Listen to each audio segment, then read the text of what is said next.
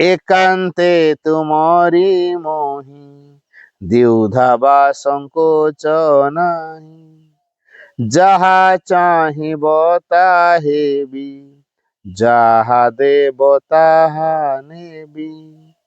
जीवन मरण पछे बरण मु करिली। जीवन मरण पछे बरण मु करिली। जीवन मरण पछे बरण मु करिली। जानी पारिली जानी पारिली। हे देवता प्रथम देखारे जानी पारिली जानी पारिली। देव सुख दुख जाहा आनंद रे नेबी ताहा। तुमर ए अवदान मो पाई स्वर्गीय दान। सर्वश्रेष्ठ आनंद से देव मोते जानिली। सर्वश्रेष्ठ आनंद से देव मोते जानिली। सर्वश्रेष्ठ आनंद से देव मोते जानिली। जानी पारिली जानी पारिली। हे देवता प्रथम देखारे जानी पारिली जानी पारिली। मो अंतर सता तुमे सेहि दिन जानिली। जानी पारिली जानी पारिली जानी पारिली। O Mother of Delight, O Mother of Delight, O Mother of Consciousness, O Mother of Consciousness, O Mother of Truth, O Mother of Truth, O the Supreme, O the Supreme, Om Anandamayi, Om Anandamayi, Chaitanyamayi, Chaitanyamayi, Satyamayi Parame, Satyamayi Parame, Om Anandamayi, Om Anandamayi, Chaitanyamayi, Chaitanyamayi, Satyamayi Parame. Satyamayi Parame. O Supreme Lord, O Supreme Lord, Eternal Truth, Eternal Truth, let us obey Thee alone let us obey Thee alone and live and live according to truth. according to truth. Paramocha Prabhu, Paramocha Prabhu, Satya Nitya Tvameva Kevalam, Satya Nitya Tvameva Kevalam, Anuvarta Mahe Satyam, Anuvarta Mahai Satyam, Anujivama Kevalam. Anujivam Kevalam. हे परम प्रभु, हे परम प्रभु, चिरंतन सत्य, चिरंतन सत्य, आमे केवल आमे केवल तुमरी आज्ञा होई उठू तुमरी आज्ञा होई उठू एवं एवं सत्यर विधान को आश्रय करी सत्यर विधान को आश्रय करी जीवन धारण करू। जीवन धारण करू।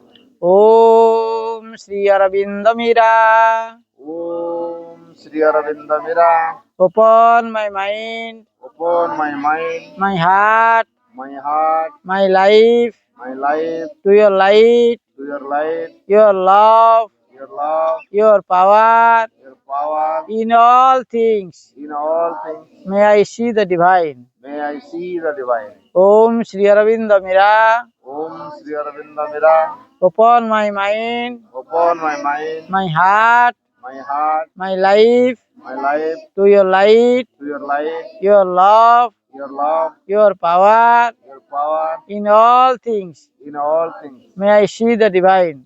मैं शीतल बाई। ओम श्री अरविंद मीरा ओम श्री अरविंद मेरा मोर मन मोर मन हृदय हृदय ओ जीवन को ओ जीवन को तुम्हारी ज्योति तुम्हारा ज्योति तुम्हारी प्रेम तुम्हारी प्रेम तुम्हारी शक्ति निकटरे तुम्हारी शक्ति निकटरे उन्मुख कर उन्मुख कर सकल वस्तुरे सकल वस्तुरे मु जेपरी मो जेपरी भगवान को दर्शन करिपारे।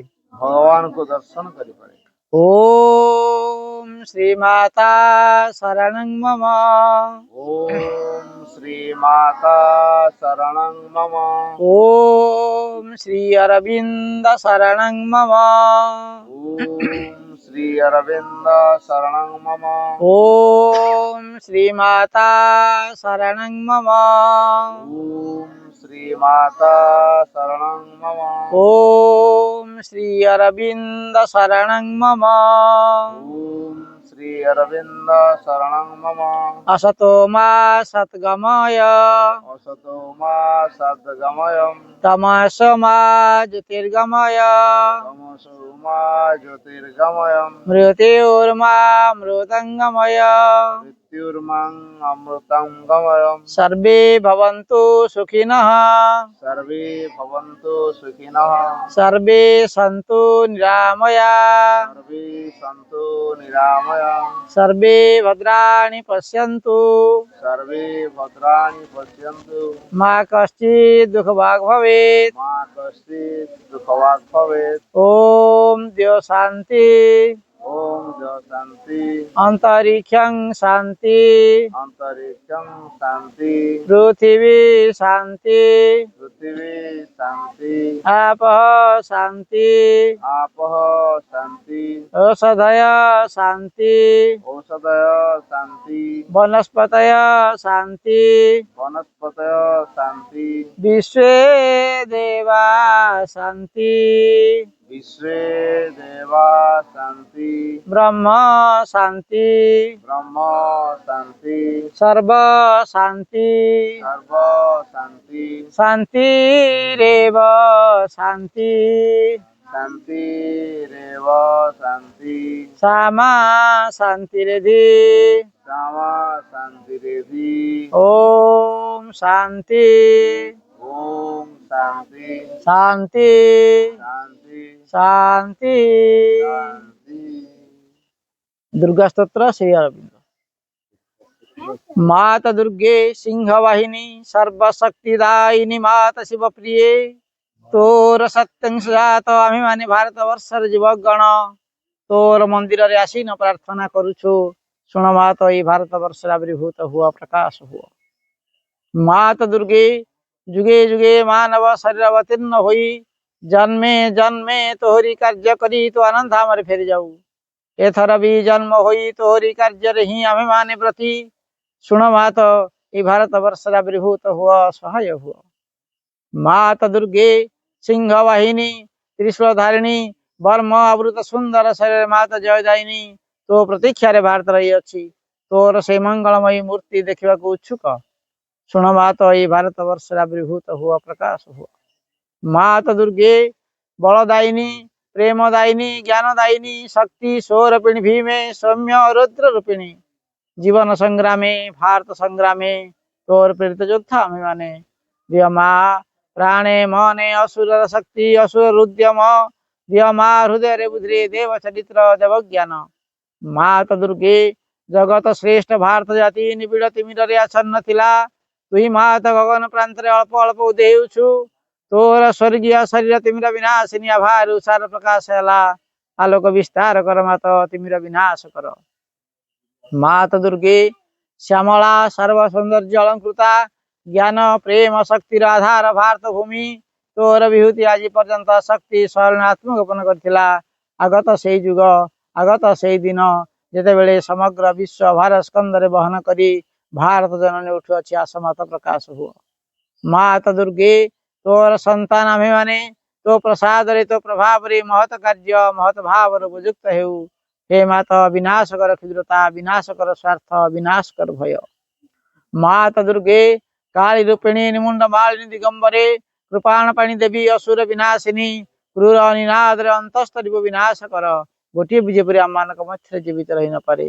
ବିମଳ ନିର୍ମଳ ଯେପରି ହେଉ, ଏହା ହିଁ ପ୍ରାର୍ଥନା ମାତ ଭାରତରେ ଆବିର୍ଭୂତ ହୁଅ, ପ୍ରକାଶ ହୁଅ।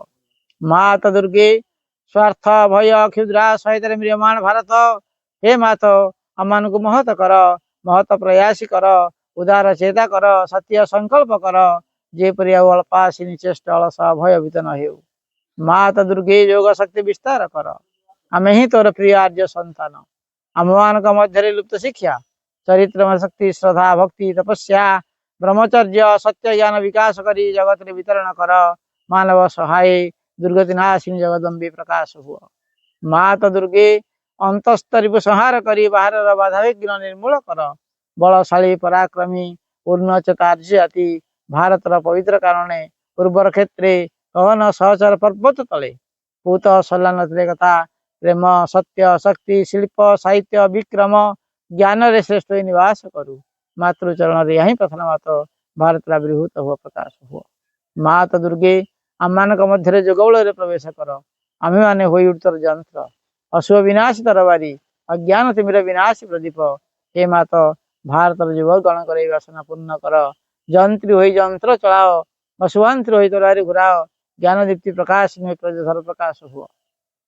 ମାତ ଦୁର୍ଗେ କେତେ ପାଇଲା ବିସର୍ଜନ କରିବୁ ନାହିଁ, ଶ୍ରଦ୍ଧା ଭକ୍ତି ପ୍ରେମ ଡୋରରେ ବାନ୍ଧି ରଖିବୁ। ଆସ ମାତ ଆମମାନଙ୍କ ମନ ପ୍ରାଣ ଶରୀର ପ୍ରକାଶ ହୁଅ। ବୀର ମାର୍ଗ ପ୍ରଦର୍ଶିନୀ ଆସ ବିସର୍ଜନ କରିବୁ ନାହିଁ। ଆମମାନଙ୍କ ସମଗ୍ର ଜୀବନ ହେଉ ନିରବ ଚିହ୍ନ ଦୁର୍ଗା ପୂଜା। ଆମମାନଙ୍କ ସକଳ କାର୍ଯ୍ୟ ଅବିରତ ପବିତ୍ର ପ୍ରେମୟ ଶକ୍ତିମୟ ମାତୃ ସେବାବ୍ରତ ହେଉ, ଏହା ହିଁ ପ୍ରାର୍ଥନା ମାତ ଭାରତରେ ଆବିର୍ଭୂତ ହୁଅ, ପ୍ରକାଶ ହୁଅ ମା, ପ୍ରକାଶ ହୁଅ ମା, ପ୍ରକାଶ ହୁଅ। ମା ବହି ତୃତୀୟ ଅଧ୍ୟାୟ। ଯଦି ଜୀବନ ପଥରେ ସକଳ ଭୟ ସଙ୍କଟ ଏବଂ ସର୍ବନାଶ ବିରୁଦ୍ଧରେ କବଚାବୃତ ହୋଇ ଚାଲିବାକୁ ଚାହଁ, ତେବେ କେବଳ ଦୁଇଟି ଜିନିଷ ପ୍ରୟୋଜନ। ସେ ଦୁଇଟି ସର୍ବଦା ଏକ ସଙ୍ଗେ ରହେ। ପ୍ରଥମଟି ହେଲା ମା ଭଗବତୀଙ୍କ କରୁଣା, ଆଉ ଦ୍ୱିତୀୟଟି ହେଲା ତୁମ ଆଡୁ ଶ୍ରଦ୍ଧା ନିଷ୍ଠା ସମର୍ପଣରେ ଗଠିତ ତୁମର ଅନ୍ତଃକରଣ। ତୁମର ଶ୍ରଦ୍ଧା ବା ଉଚିତ ଶୁଦ୍ଧ ସରଳ ଏବଂ ପୂର୍ଣ୍ଣ ମନ ଓ ପ୍ରାଣର ଅମାତ୍ମକ ଶ୍ରଦ୍ଧା, ଯେଉଁ ଶ୍ରଦ୍ଧାକୁ ଉଚ୍ଚାଭିଳାଷ ଗର୍ବ ଆତ୍ମାଭିମାନ ମନର ଦମ୍ଭ ସ୍ୱଚ୍ଛାଚାରିତା ବ୍ୟକ୍ତିଗତ ଦାବି ନିମ୍ନ ପ୍ରକୃତିର ସକଳ ତୁଚ୍ଛ ତୃପ୍ତିର କାମନା କଳୁଷିତ କରି ରଖିଛି, ସେ ଶ୍ରଦ୍ଧାର ଅନ୍ନଧୂମାଚ୍ଛନ୍ନ ଶିଖା ସ୍ୱର୍ଲୋକ ଦିଗରେ ଊର୍ଦ୍ଧ୍ୱକୁ ପ୍ରଜ୍ୱଳିତ ହୋଇ ଉଠେ ନାହିଁ। ମନେ ରଖ, ଭାଗବତ କର୍ମ ଓ ଭାଗବତ ଅଭିବ୍ୟକ୍ତି ସାହାଯ୍ୟ ନିମିତ୍ତ ତୁମକୁ ତୁମର ଜୀବନ ଦିଆ ହୋଇଛି। ଆଉ କିଛି ଆକାଂକ୍ଷା କର ନାହିଁ, କେବଳ ଦିବ୍ୟ ସେହି ଚେତନା ତୁମ ମନ ପ୍ରାଣ ଦେହକୁ ରୂପାନ୍ତରିତ ଓ ସର୍ବାଙ୍ଗ ସୁନ୍ଦର କରି ଗଢ଼ିବା ନିମିତ୍ତ ସତେଜ ସଚେତ ହୋଇ ଉଠିବ। ଆଉ କିଛି ଚାହ ନାହିଁ। କେବଳ ପୃଥିବୀ ଉପରେ ତୁମ ମଧ୍ୟରେ ଯେଉଁମାନେ ଅଧିକାର ପାଇଛନ୍ତି, ଯେଉଁମାନଙ୍କୁ ଗ୍ରହଣ କରାହୋଇଛି, ସେମାନଙ୍କ ମଧ୍ୟରେ ଭାଗବତ ଆଧ୍ୟାତ୍ମିକ ଅତିମାନ ସତ୍ୟ ଓ ତାହାର ବାସ୍ତବ ସିଦ୍ଧିକୁ ଚାହଁ ଏବଂ ଚାହଁ ସେହି ଅବସ୍ଥା ଓ ବ୍ୟବସ୍ଥା ଯାହାର ଅନୁକୂଳରେ ହେବ ଏହି ସତ୍ୟର ସୃଷ୍ଟି ଏବଂ ସକଳ ବିରୋଧୀ ଶକ୍ତି ଉପରେ ପୂର୍ଣ୍ଣ ବିଜୟ। ତୁମର ଆନ୍ତରିକତା ଓ ତୁମର ସମର୍ପଣ ହେଉ ଯଥାର୍ଥ ଏବଂ ସମ୍ପୂର୍ଣ୍ଣ। ଯେବେ ତୁମକୁ ନିଜକୁ ଦେଇଦେବାକୁ ହୁଏ, ତେବେ ନିଶେଷରେ ଦେଇଦିଅ। କୌଣସି ଦାବି କୌଣସି ସର୍ତ୍ତ କୌଣସି କୁଣ୍ଠିତ ଭାବ ରଖ ନାହିଁ, ଯଦ୍ୱାରା ତୁମର ସକଳ ବସ୍ତୁ ଦିବ୍ୟ ଜନନୀଙ୍କର ହୋଇଯିବ। ଅହଙ୍କାର ପାଇଁ ଅଥବା ଅନ୍ୟ କୌଣସି ଶକ୍ତିକୁ ଦେବା ସକାଶେ ଯେପରି ଆଉ କିଛି ଅବଶିଷ୍ଟ ନଥିବ। ତୁମର ଶ୍ରଦ୍ଧା ତୁମର ଆନ୍ତରିକତା ଓ ସମର୍ପଣ ଯେତେ ପୂର୍ଣ୍ଣତର ହେବ, ମାଙ୍କର କରୁଣା ଓ ଅଭୟ ସେତେ ହିଁ ଘେରି ରହିବ। ଯଦି ମା ଭଗବତୀଙ୍କର କରୁଣା ଓ ଅଭୟ ତୁମ ସଙ୍ଗେ ରହିଛି, ତେବେ ଆଉ ଏପରି କ'ଣ ଅଛି ଯାହା ତୁମକୁ ସ୍ପର୍ଶ କରିବ ବା ଆଉ କାହାକୁ ତୁମେ ଭୟ କରିବ? ଏହି କୃପାରୁ ଅଳ୍ପ ଟିକେ ବି ତୁମକୁ ସକଳ ବାଧା ବିପତ୍ତି ଓ ସଂକଟରୁ ପାର କରିଦେବ। ତାଙ୍କର ପୂର୍ଣ୍ଣ ଉପସ୍ଥିତି ଯଦି ତୁମକୁ ଆବୃତ କରି ରଖେ, ତେବେ ନିରାପଦରେ ତୁମ ପଥରେ ତୁମେ ଚାଲି ଯାଇପାରିବ, କାରଣ ସେ ପଥ ହେଲା ମାଙ୍କର। ଏ ଜଗତରେ ହେଉ ବା ଅଦୃଶ୍ୟ ଜଗତ ସମୟରେ ହେଉ, କୌଣସି ଶତ୍ରୁ ଶକ୍ତି ତାହା ଯେତେ ଶକ୍ତିଶାଳୀ ହେଉ ନା କାହିଁକି ତୁମକୁ ସ୍ପର୍ଶ କରିପାରିବ ନାହିଁ। କୌଣସି ବିଭୀଷିକା ତୁମ ଚିନ୍ତାର କାରଣ ହୋଇପାରିବ ନାହିଁ। ଏହି କରୁଣାର ସ୍ପର୍ଶରେ ସଂକଟ ସୁଯୋଗରେ ବ୍ୟର୍ଥ ସାର୍ଥକତାରେ ଦୁର୍ବଳତା ଅମୋଘ ସାମର୍ଥ୍ୟରେ ପରିଣତ ହୁଏ, କାରଣ ଦିବ୍ୟଜନଙ୍କର ଅନୁକମ୍ପା ହେଲା ପରମେଶ୍ୱରଙ୍କର ଅନୁମତି। ଏବେ ହେଉ ବା ପରେ ହେଉ, ତାହାର ଫଳ ସୁନିଶ୍ଚିନ୍ତ ପୂର୍ବ ନିର୍ଦ୍ଦିଷ୍ଟ ଅବସମ୍ଭାବୀ ଓ ଅନିବାର୍ଯ୍ୟ। ଶ୍ରୀ ଅରବିନ୍ଦ।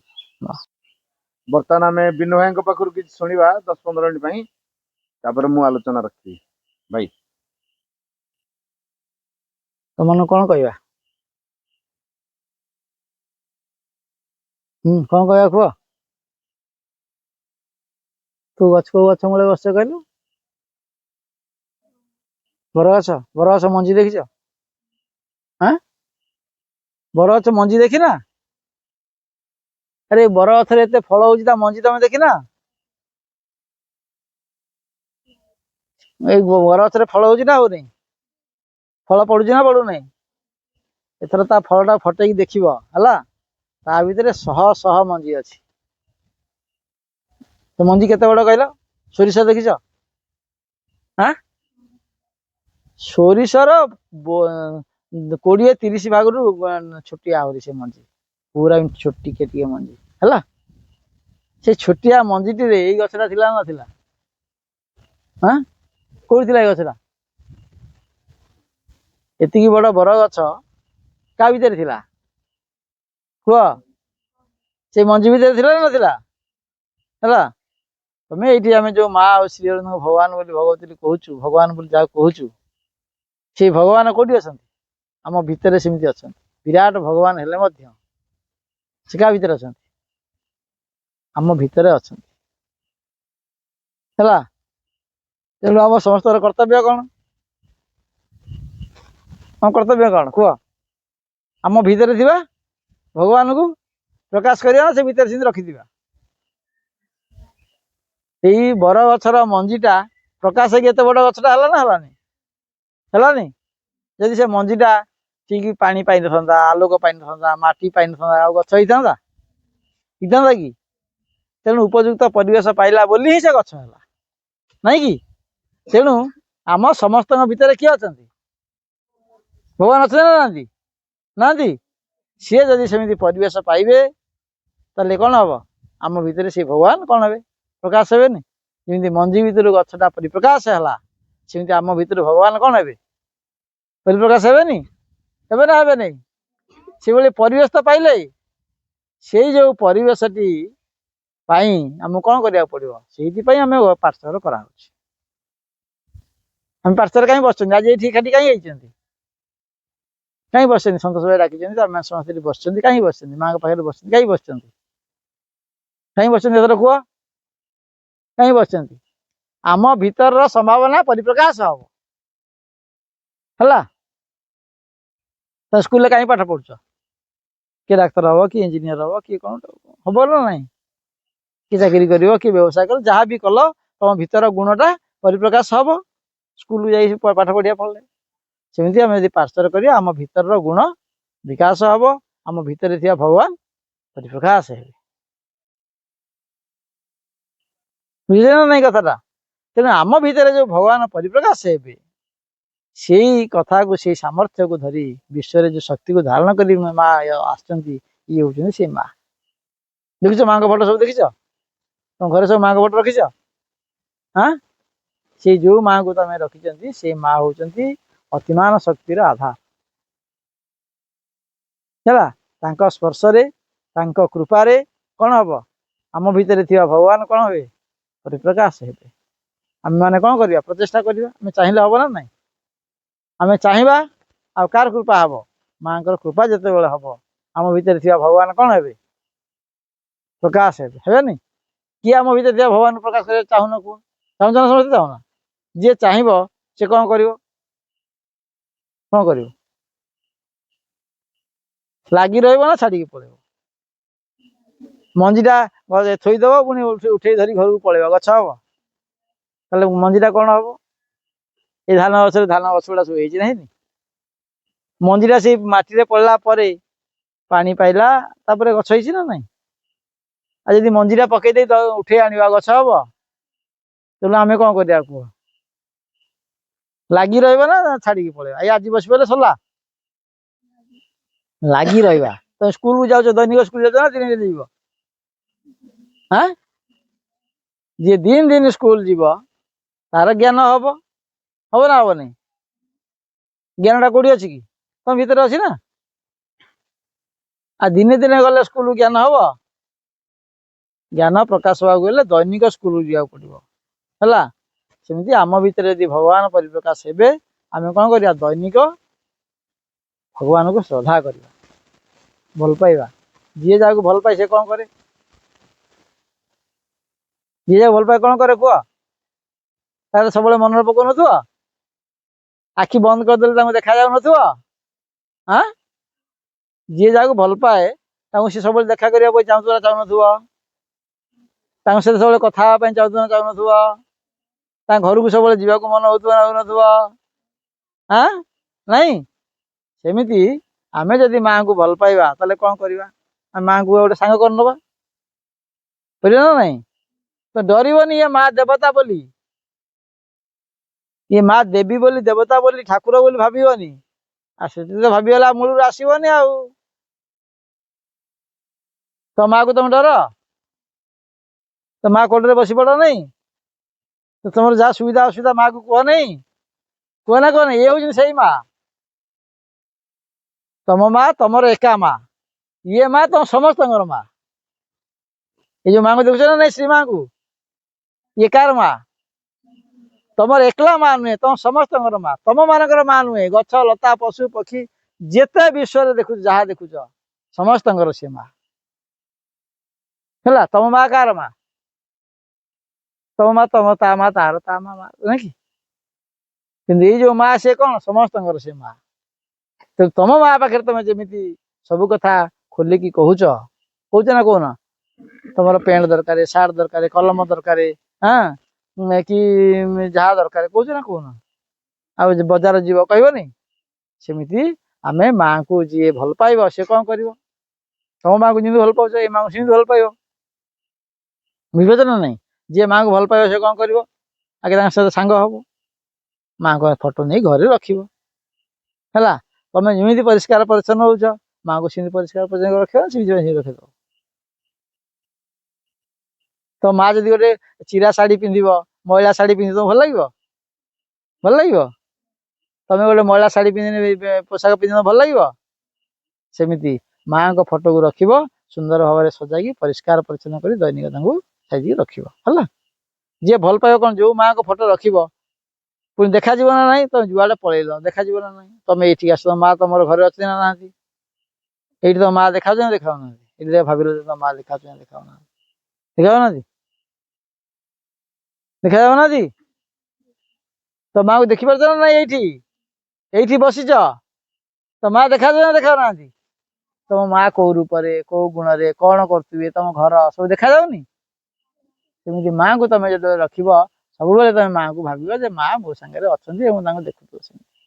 ହେଲା, ଆଉ ସବୁବେଳେ ମା ନାମ ଜପ କରିବ। ଯାହାକୁ ରଖିଲ ତାଙ୍କ ନାମ ଜପ କରେ କଣ? ସେ ତମ ପାଖରେ ସବୁବେଳେ ରହିବେ। ହେଲା, ଏଇ ବିଶ୍ୱାସ ଯେତେବେଳେ ରହିବ, ମା ଆମ ପାଇଁ ସବୁ କିଛି କରିଦେବେ। କିଏ କରିବେ? ଏଇ ମା ଆମ ପାଇଁ ସବୁ କିଛି କରିଦେବେ। ତମେ ଯଦି ମାର ବିଶ୍ୱସ୍ତ ହବ, ହେଲା, ମାଙ୍କ ଯଦି କଥା ମାନିବ, ତମ ସବୁ କଥା ମା ବୁଝିଦେବେ ନା ବୁଝିଦେବେନି? ହଁ, ତମ ଯଦି ମାର ଗେହ୍ଲା ପୁଅ ହବ, ଭଲ ପିଲା ହବ, ତମର କଥା ସବୁ ମା ବୁଝିବେନି? ବୁଝିବେ ନା ବୁଝିବେନି? ବୁଝିବେ। ଆଉ ତମେ ଯଦି ଅମାନିଆ ହବ, ଚଗଲା ହବ, ଆଉ ତ ମା ତମ କଥା ବୁଝିବେ? ସେମିତି ଆମେ ମାଙ୍କର ପିଲା ହିସାବରେ ମାଙ୍କୁ ଆମେ ସବୁ କଥା କହିବା। ମା ସବୁ କଥା ଆମକୁ ଦେବେ ନା ଦେବେନି? ତେଣୁ ତମେ କଣ କରିବ? ଏ ଦୁର୍ଗାସ୍ତ୍ର ପଢା ହେଲା ଦେଖିଛ? ଶୁଣିଲ ନା ଶୁଣିଲନି? ଦୁର୍ଗାସ୍ତ୍ର ବହି ତମର ଅଛି? ନାହିଁ? ଅଛି, କାହାର ଅଛି? ତୋର ଅଛି? ଆଉ କାହାର ଅଛି? ଆଉ କାହାର ଅଛି? ଏଇ 2 ଜଣ ଅଛି, ଆଉ କାହାର ଅଛି? ଯୋଉ ଏତେ ଜଣ ପିଲା ବହିଛ, 2 ଜଣଙ୍କର ଦୁର୍ଗାସ୍ତ୍ର ଅଛି। ହେଲା, ସମସ୍ତେ ଦୁର୍ଗାସ୍ତ୍ର ବହି ପଢିବ। କାହା ପାଖରେ ପଢିବ? ମାଙ୍କ ପାଖରେ। ହେଲା, ତମେ ଯେତେବେଳେ ସ୍କୁଲକୁ ଯାଉଛ, ଗାଧେଇ ଆସିଲା ପରେ ଯାଉଛ ନା ନାଇଁ? ଗାଧେଇ ଆସିବ, ମାଙ୍କ ପାଖରେ ଗୋଟେ ଭଲ କିରି ଟିକେ ପ୍ରଣାମ କରିବ, ମୁଣ୍ଡିଆଟେ ମାରିବ, ଦୁର୍ଗାସ୍ତ୍ର ପଢ। ହେଲା, ଦୁର୍ଗାସ୍ତ୍ର କାହିଁକି ପଢିବ? ଦୁର୍ଗାସ୍ତ୍ର ଗୋଟେ ମନ୍ତ୍ର। ହେଲା, ତମେ ଖାଇସାରିଲା ପରେ ପାଟି ଧୋଉଛ ନା ନାଇଁ? ଡ୍ରେସ ମଇଳା ହେଲା ପରେ ସଫା କରୁଛ ନା ନାଇଁ? ହେଲା, ଆମର ସେ ଜନ୍ମାନ୍ତରରୁ ବହୁତ ମଇଳା ଅଛି ନା ନାଇଁ? ଦେଖାଯାଉନି।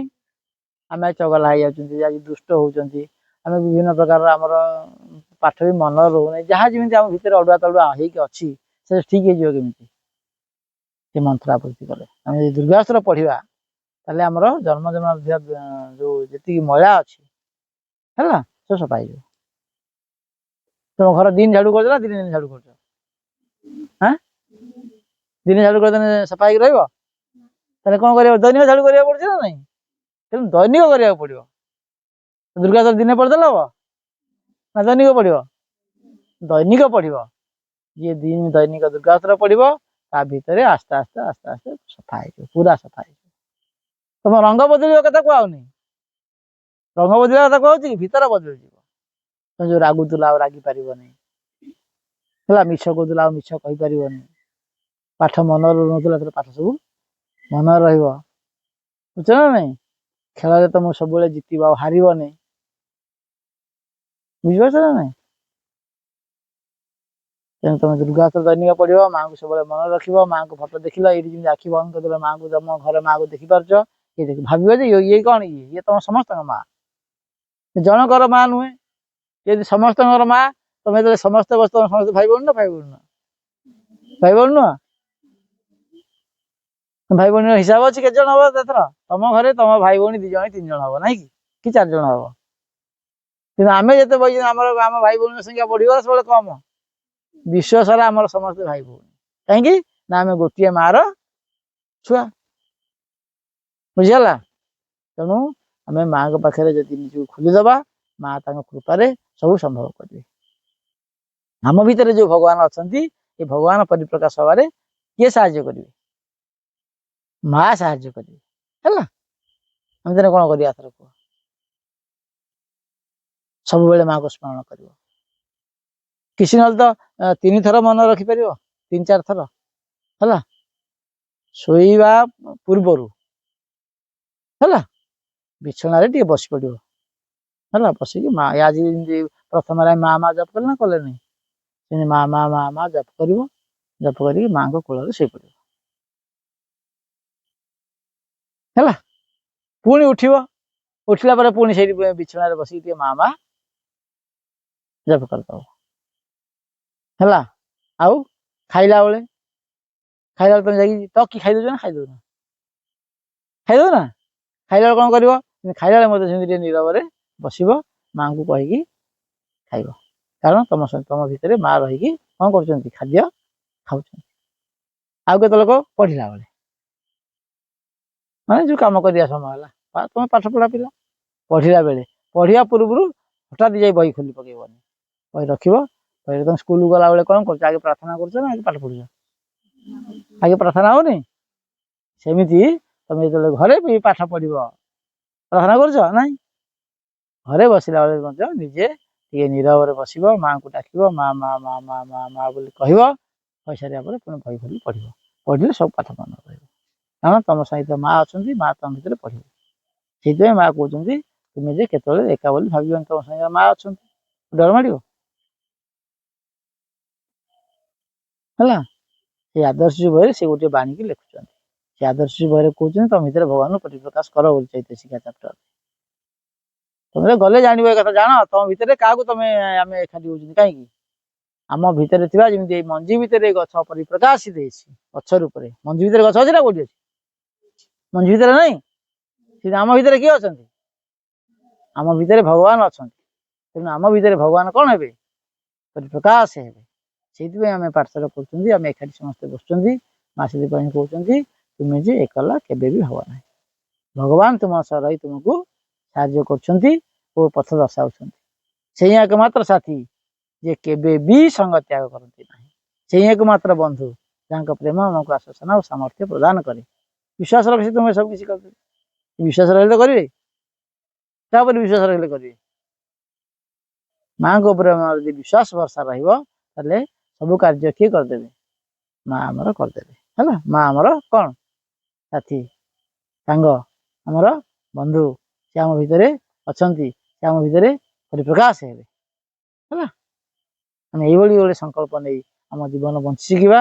ଆମେ କାହାରି ସାଙ୍ଗରେ ଶତ୍ରୁତା କରିବା ନାହିଁ, ସମସ୍ତଙ୍କୁ ମିତ୍ର ବୋଲି ଭାବିବା। କାହିଁକି ନା ଆମେ ସମସ୍ତେ ଭାଇ ଭଉଣୀ। ଆମ ନିଜର ଭାଇ ଭଉଣୀ ବୋଲି କଥା ନାହିଁ, ସମସ୍ତେ ଆମ ଗାଁର ଯେତେ ପୁଅ ଝିଅ ଆମେ ସମସ୍ତେ କଣ? ଭାଇ ଭଉଣୀ। ଭାଇ ଭଉଣୀ କଣ ଝଗଡା କରନ୍ତି ନା ଭଲ ପାଆନ୍ତି? ପର ନିଜର କରନ୍ତି, ସମସ୍ତେ ନିଜର କରନ୍ତି। କାହିଁକି ନା ଆମେ ସମସ୍ତେ ଗୋଟିଏ ମାର ଛୁଆ, ହେଲା? ତେଣୁ ତମେ ଦୈନିକ କଣ କରିବ? ମନ୍ତ୍ର ଫନ୍ତ୍ର ପଢ, ଯାହା କରୁଛ, କିନ୍ତୁ ଦୁର୍ଗାସ୍ତ୍ର ଦିନି ପଢ। ମା ମା ମା ମା ଜପ କର। ରାସ୍ତାରେ ଗଲାବେଳେ ମା ମା ମା ସବୁବେଳେ ଚେଷ୍ଟା କର ମନ କରିବା ପାଇଁ।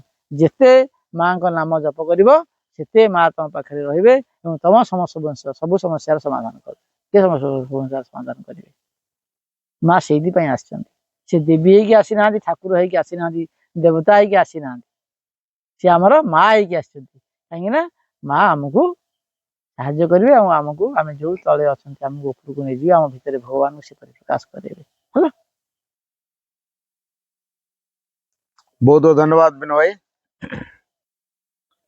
प्रणाम are the lotus feet of the divine mother, करुणामयी माँ परम प्रभु श्री अरविंद, उपस्थित समस्त मातृ संतान सामने फोटो देखिलनी का फोटो ये श्रीमा आउ श्री अरविंद भाई केते बढ़िया माँ का कथा कहते। ये माँ होचंती समस्तंकर माँ, देवता मानकर ये माँ, असुर मानकर ये माँ, पिशाच मानकर ये माँ, गछलता मानकर ये माँ, जीवजंतु मानकर ये माँ, ये पृथ्वीर माँ, पृथ्वीर ऊर्ध्वरे आकाश जो महाकाश सूर्य तारा चंद्र जहाँ आम देखुचे समस्तंकर सी होचंती माँ। जी माँ से समस्त कथा बुझंती ना जन कथा बुझंती?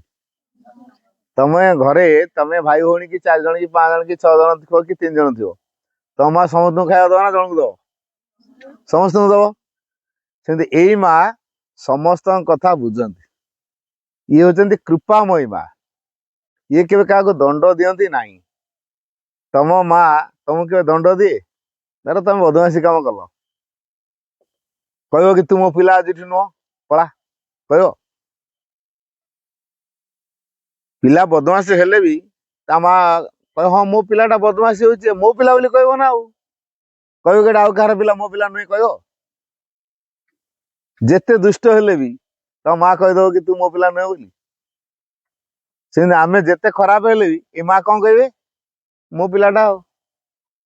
तेज आम दुष्ट कौन पे हो? भगवान कौन दुष्ट करते? तुम चिंता करना देखा तुम माँ जो तुमको गर्भरे धरते तुम दुष्ट करी छाड़देले ए है कि आउ ताले दुष्ट आम केमी होचु, खुजुबुजु केमी होचु, पाटितुंड केमी करुचु, बदमाशी काम केमी करुचु, मिछ केमी कहूचु, ठकामी केमी करुचु, अन्य सहित लड़ई केमी करुचु, माडगोल केमी लागुचु, मिछ कथा कही दउचु, कली केमी कर पकाउचु, एडा हम प्रकृतिगत काम हो बुझीगला। तेणु प्रथम आम भल होगी आसते तापर ये जो संसार माया भितर पड़ी संसार कलुषता संसार जिते कर्दम बा कादुओ अच्छी मैला अच्छी ता संस्पर्श आसी आसिका आम देहरे से मैला गुड़ा लगिगला। बुझी गोटे दर्पणटे आम रखी किसी दिन व्यवहार करवानी, धूली लगी जाइथिबो ना नाई, मुहटा देखला भल देखा ना सफा कला भल देखा? सफा कला सेमती आम भितर जो गुणटा से भल गुण अच्छी, बाहर जो धूली जमी पड़ला दर्पण देहरे मिरर देहरे सेमती बाहर धूली आम उपर पड़ जाइए, सफा करने दरकार ना नाई? जे सफा करने किए सफा कर? तुम धर छोटिया छुआ हो तो किए सफा कर? तुम माँ कर। छोटिया छुआ गधेदब, खुएदब, काख करदब, क्षीर खुएदब, बुले नब, शुएदब, सब किए काम करे? माँ। छोटिया छुआ सेजरे शोला बेले झाड़ा कर दियंती, सी जान नथिबे झाड़ा करछि बोली गांटी पकईदे तार चारिआडे खाली देह हाथ मैला लगी जाइथिबो।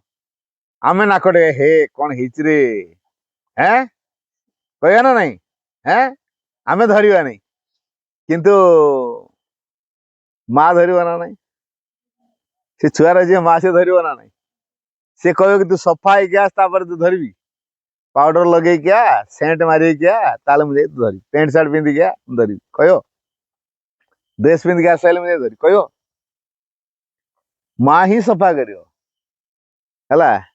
तुम धर कान फुल पिंच खराब हो गला छिड़ी गला कौड़ी साड़ बनिया दुकान ले जे कान फुल तैयारी कर जानी तो मोबाइल खराब हो गला कौड़ी साड़ कौन काठ मिस्त्री पाखे आज जो घर बनऊ जो राजमिस्त्री ता पाखे कौड़ी नहीं दब मोबाइल दुकान ले है सी साड़ ସେମିତି ଆମକୁ ଯିଏ ତିଆରି କରିଛି ଆମେ ଯଦି ଖରାପ ହେଇଗଲେ ଆମକୁ କିଏ ସଜାଡ଼ିବ?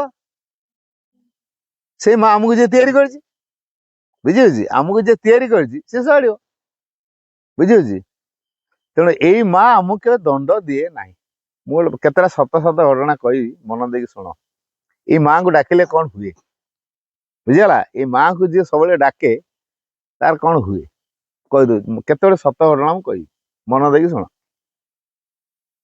ତମେ ସବୁ କଏନ ଦେଖିଛ? କଏନ, ଟଙ୍କାକିଆ କଏନ, 2 ଟଙ୍କିଆ କଏନ, 5 ଟଙ୍କିଆ କଏନ, 10 ଟଙ୍କିଆ କଏନ ଦେଖିଛ ନା? ଆଜିକାଲି 20 ଟଙ୍କିଆ କଏନ ବି ବାହାରିଲାଣି, ଦେଖିଛ ତ?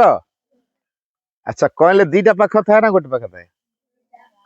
ଗୋଟେ ପଟରେ କେତେ ଟଙ୍କିଆ କଏନ ଟା ଲେଖା ହେଇଥାଏ, 5 ଟଙ୍କିଆ କି 2 ଟଙ୍କିଆ ଲେଖା ହେଇଥିବ, 2, 1 ନା 5, 10 ଏ ଲେଖା ହେଇଥିବ। ଆଉ ଗୋଟେ ପଟେ ଅଶୋକ ଚକ୍ର ଚିହ୍ନଟେ ଥାଏ, ହେଲା? ପାଖ 2ଟା, ଟଙ୍କାଟା ଗୋଟେ ନା ଅଲଗା ଅଲଗା?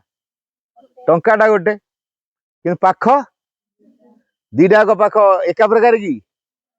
ସେଇଭଳିଆ ଗୋଟେ କଏନର ଯେମିତି 2ଟା ପାଖ 2ଟା ରୂପ ଅଛି, ସେମିତି ମା ଆଉ ଶ୍ରୀ ଅରବିନ୍ଦ ଯଦିଓ ଦେଖା ଯାଉଛନ୍ତି 2ଟା ବୋଲି, ହେଲା, 2 ଜଣ ଦେଖା ଯାଉଛନ୍ତି, କିନ୍ତୁ ସେମାନେ ହଉଛନ୍ତି ଏକ। ଏଭଳି କଥା ଆଗରୁ କେବେ ହେଇନଥିଲା। ଏଇଟା ପ୍ରଥମ ଥର ପାଇଁ ଏବେ ସଂସାରକୁ ଆସିଛନ୍ତି ମା ଶ୍ରୀଅରବିନ୍ଦ, ଯଦିଓ 2ଟା ରୂପରେ, କିନ୍ତୁ ସେମାନେ ହଉଛନ୍ତି ଏକ, ବୁଝିଗଲା? ତେଣୁ ତମେ ମାଙ୍କ ପାଖରେ ଯଦି ଡାକିବ, ପ୍ରାର୍ଥନା କରିବ, ଶ୍ରୀ ଅରବିନ୍ଦ ହିଁ ପାଇବେ। ଶ୍ରୀ ଅରବିନ୍ଦଙ୍କୁ ଡାକିଲେ ବି ମାଙ୍କୁ ପାଇବେ, ବୁଝିହଉଛି? ତେଣୁ ଆମେ ମାଙ୍କୁ ଡାକିବା ଦରକାର। ଆମକୁ ସବୁବେଳେ ମା ଭଲ ଲାଗେ। କିଏ ଭଲ ଲାଗନ୍ତି ଆମ ଘର ଭିତରେ? ଅଳିଅ ଝୋଡି କାହା ପାଖରେ କର? ମା ପାଖରେ। ଭାଇ ଏଇନା କେଡ଼େ ବଢିଆ ବଢିଆ କଥା କହୁଥିଲେ। ସେମିତି ଜଣେ ମାଙ୍କୁ ଭଲ ପାଏ, ଶ୍ରୀ ଅରବିନ୍ଦଙ୍କୁ ଭଲ ପାଏ, ହେଲା? ମା ସେଦିନ ଫଟୋ ରଖିଛନ୍ତି ଘରେ, ଫୁଲ ଧୂପ ଦେଇଛନ୍ତି, ଫୁଲ ଦିଆଯାଇଛି, ଧୂପ ଦିଆଯାଇଛି, ସେମିତି ତାଙ୍କ ଘରେ ଅତି ସୁନ୍ଦର ସଜା ହେଇଛି। ରାତି 3:30 4ଟାରୁ ସେ ଉଠି ଏଇ ମାଙ୍କ ପାଖରେ ଫୁଲ ଧୂପ ଦେଇ ଧ୍ୟାନ ଜପ ପ୍ରାର୍ଥନା ସବୁ କରନ୍ତି, ବହି ପଢନ୍ତି, ଆସନ ବ୍ୟାୟାମ କରନ୍ତି, ସବୁ ଦିନଟା ତା ସକାଳୁ। ଘର ଲୋକ ଉଠି ନଥିବେ, ସେ ଏତିକି କାମ ସାରି ଦେଇଥିବେ, ବୁଝିହଉଛି? ଥରେ ସେ ଲୋକର ଦେହ ଖରାପ ହେଲା। ତାଙ୍କର ଗୋଟେ ଟିକି ଛୁଆଟେ, 4 ବର୍ଷର ଛୁଆଟା, ହେଲା?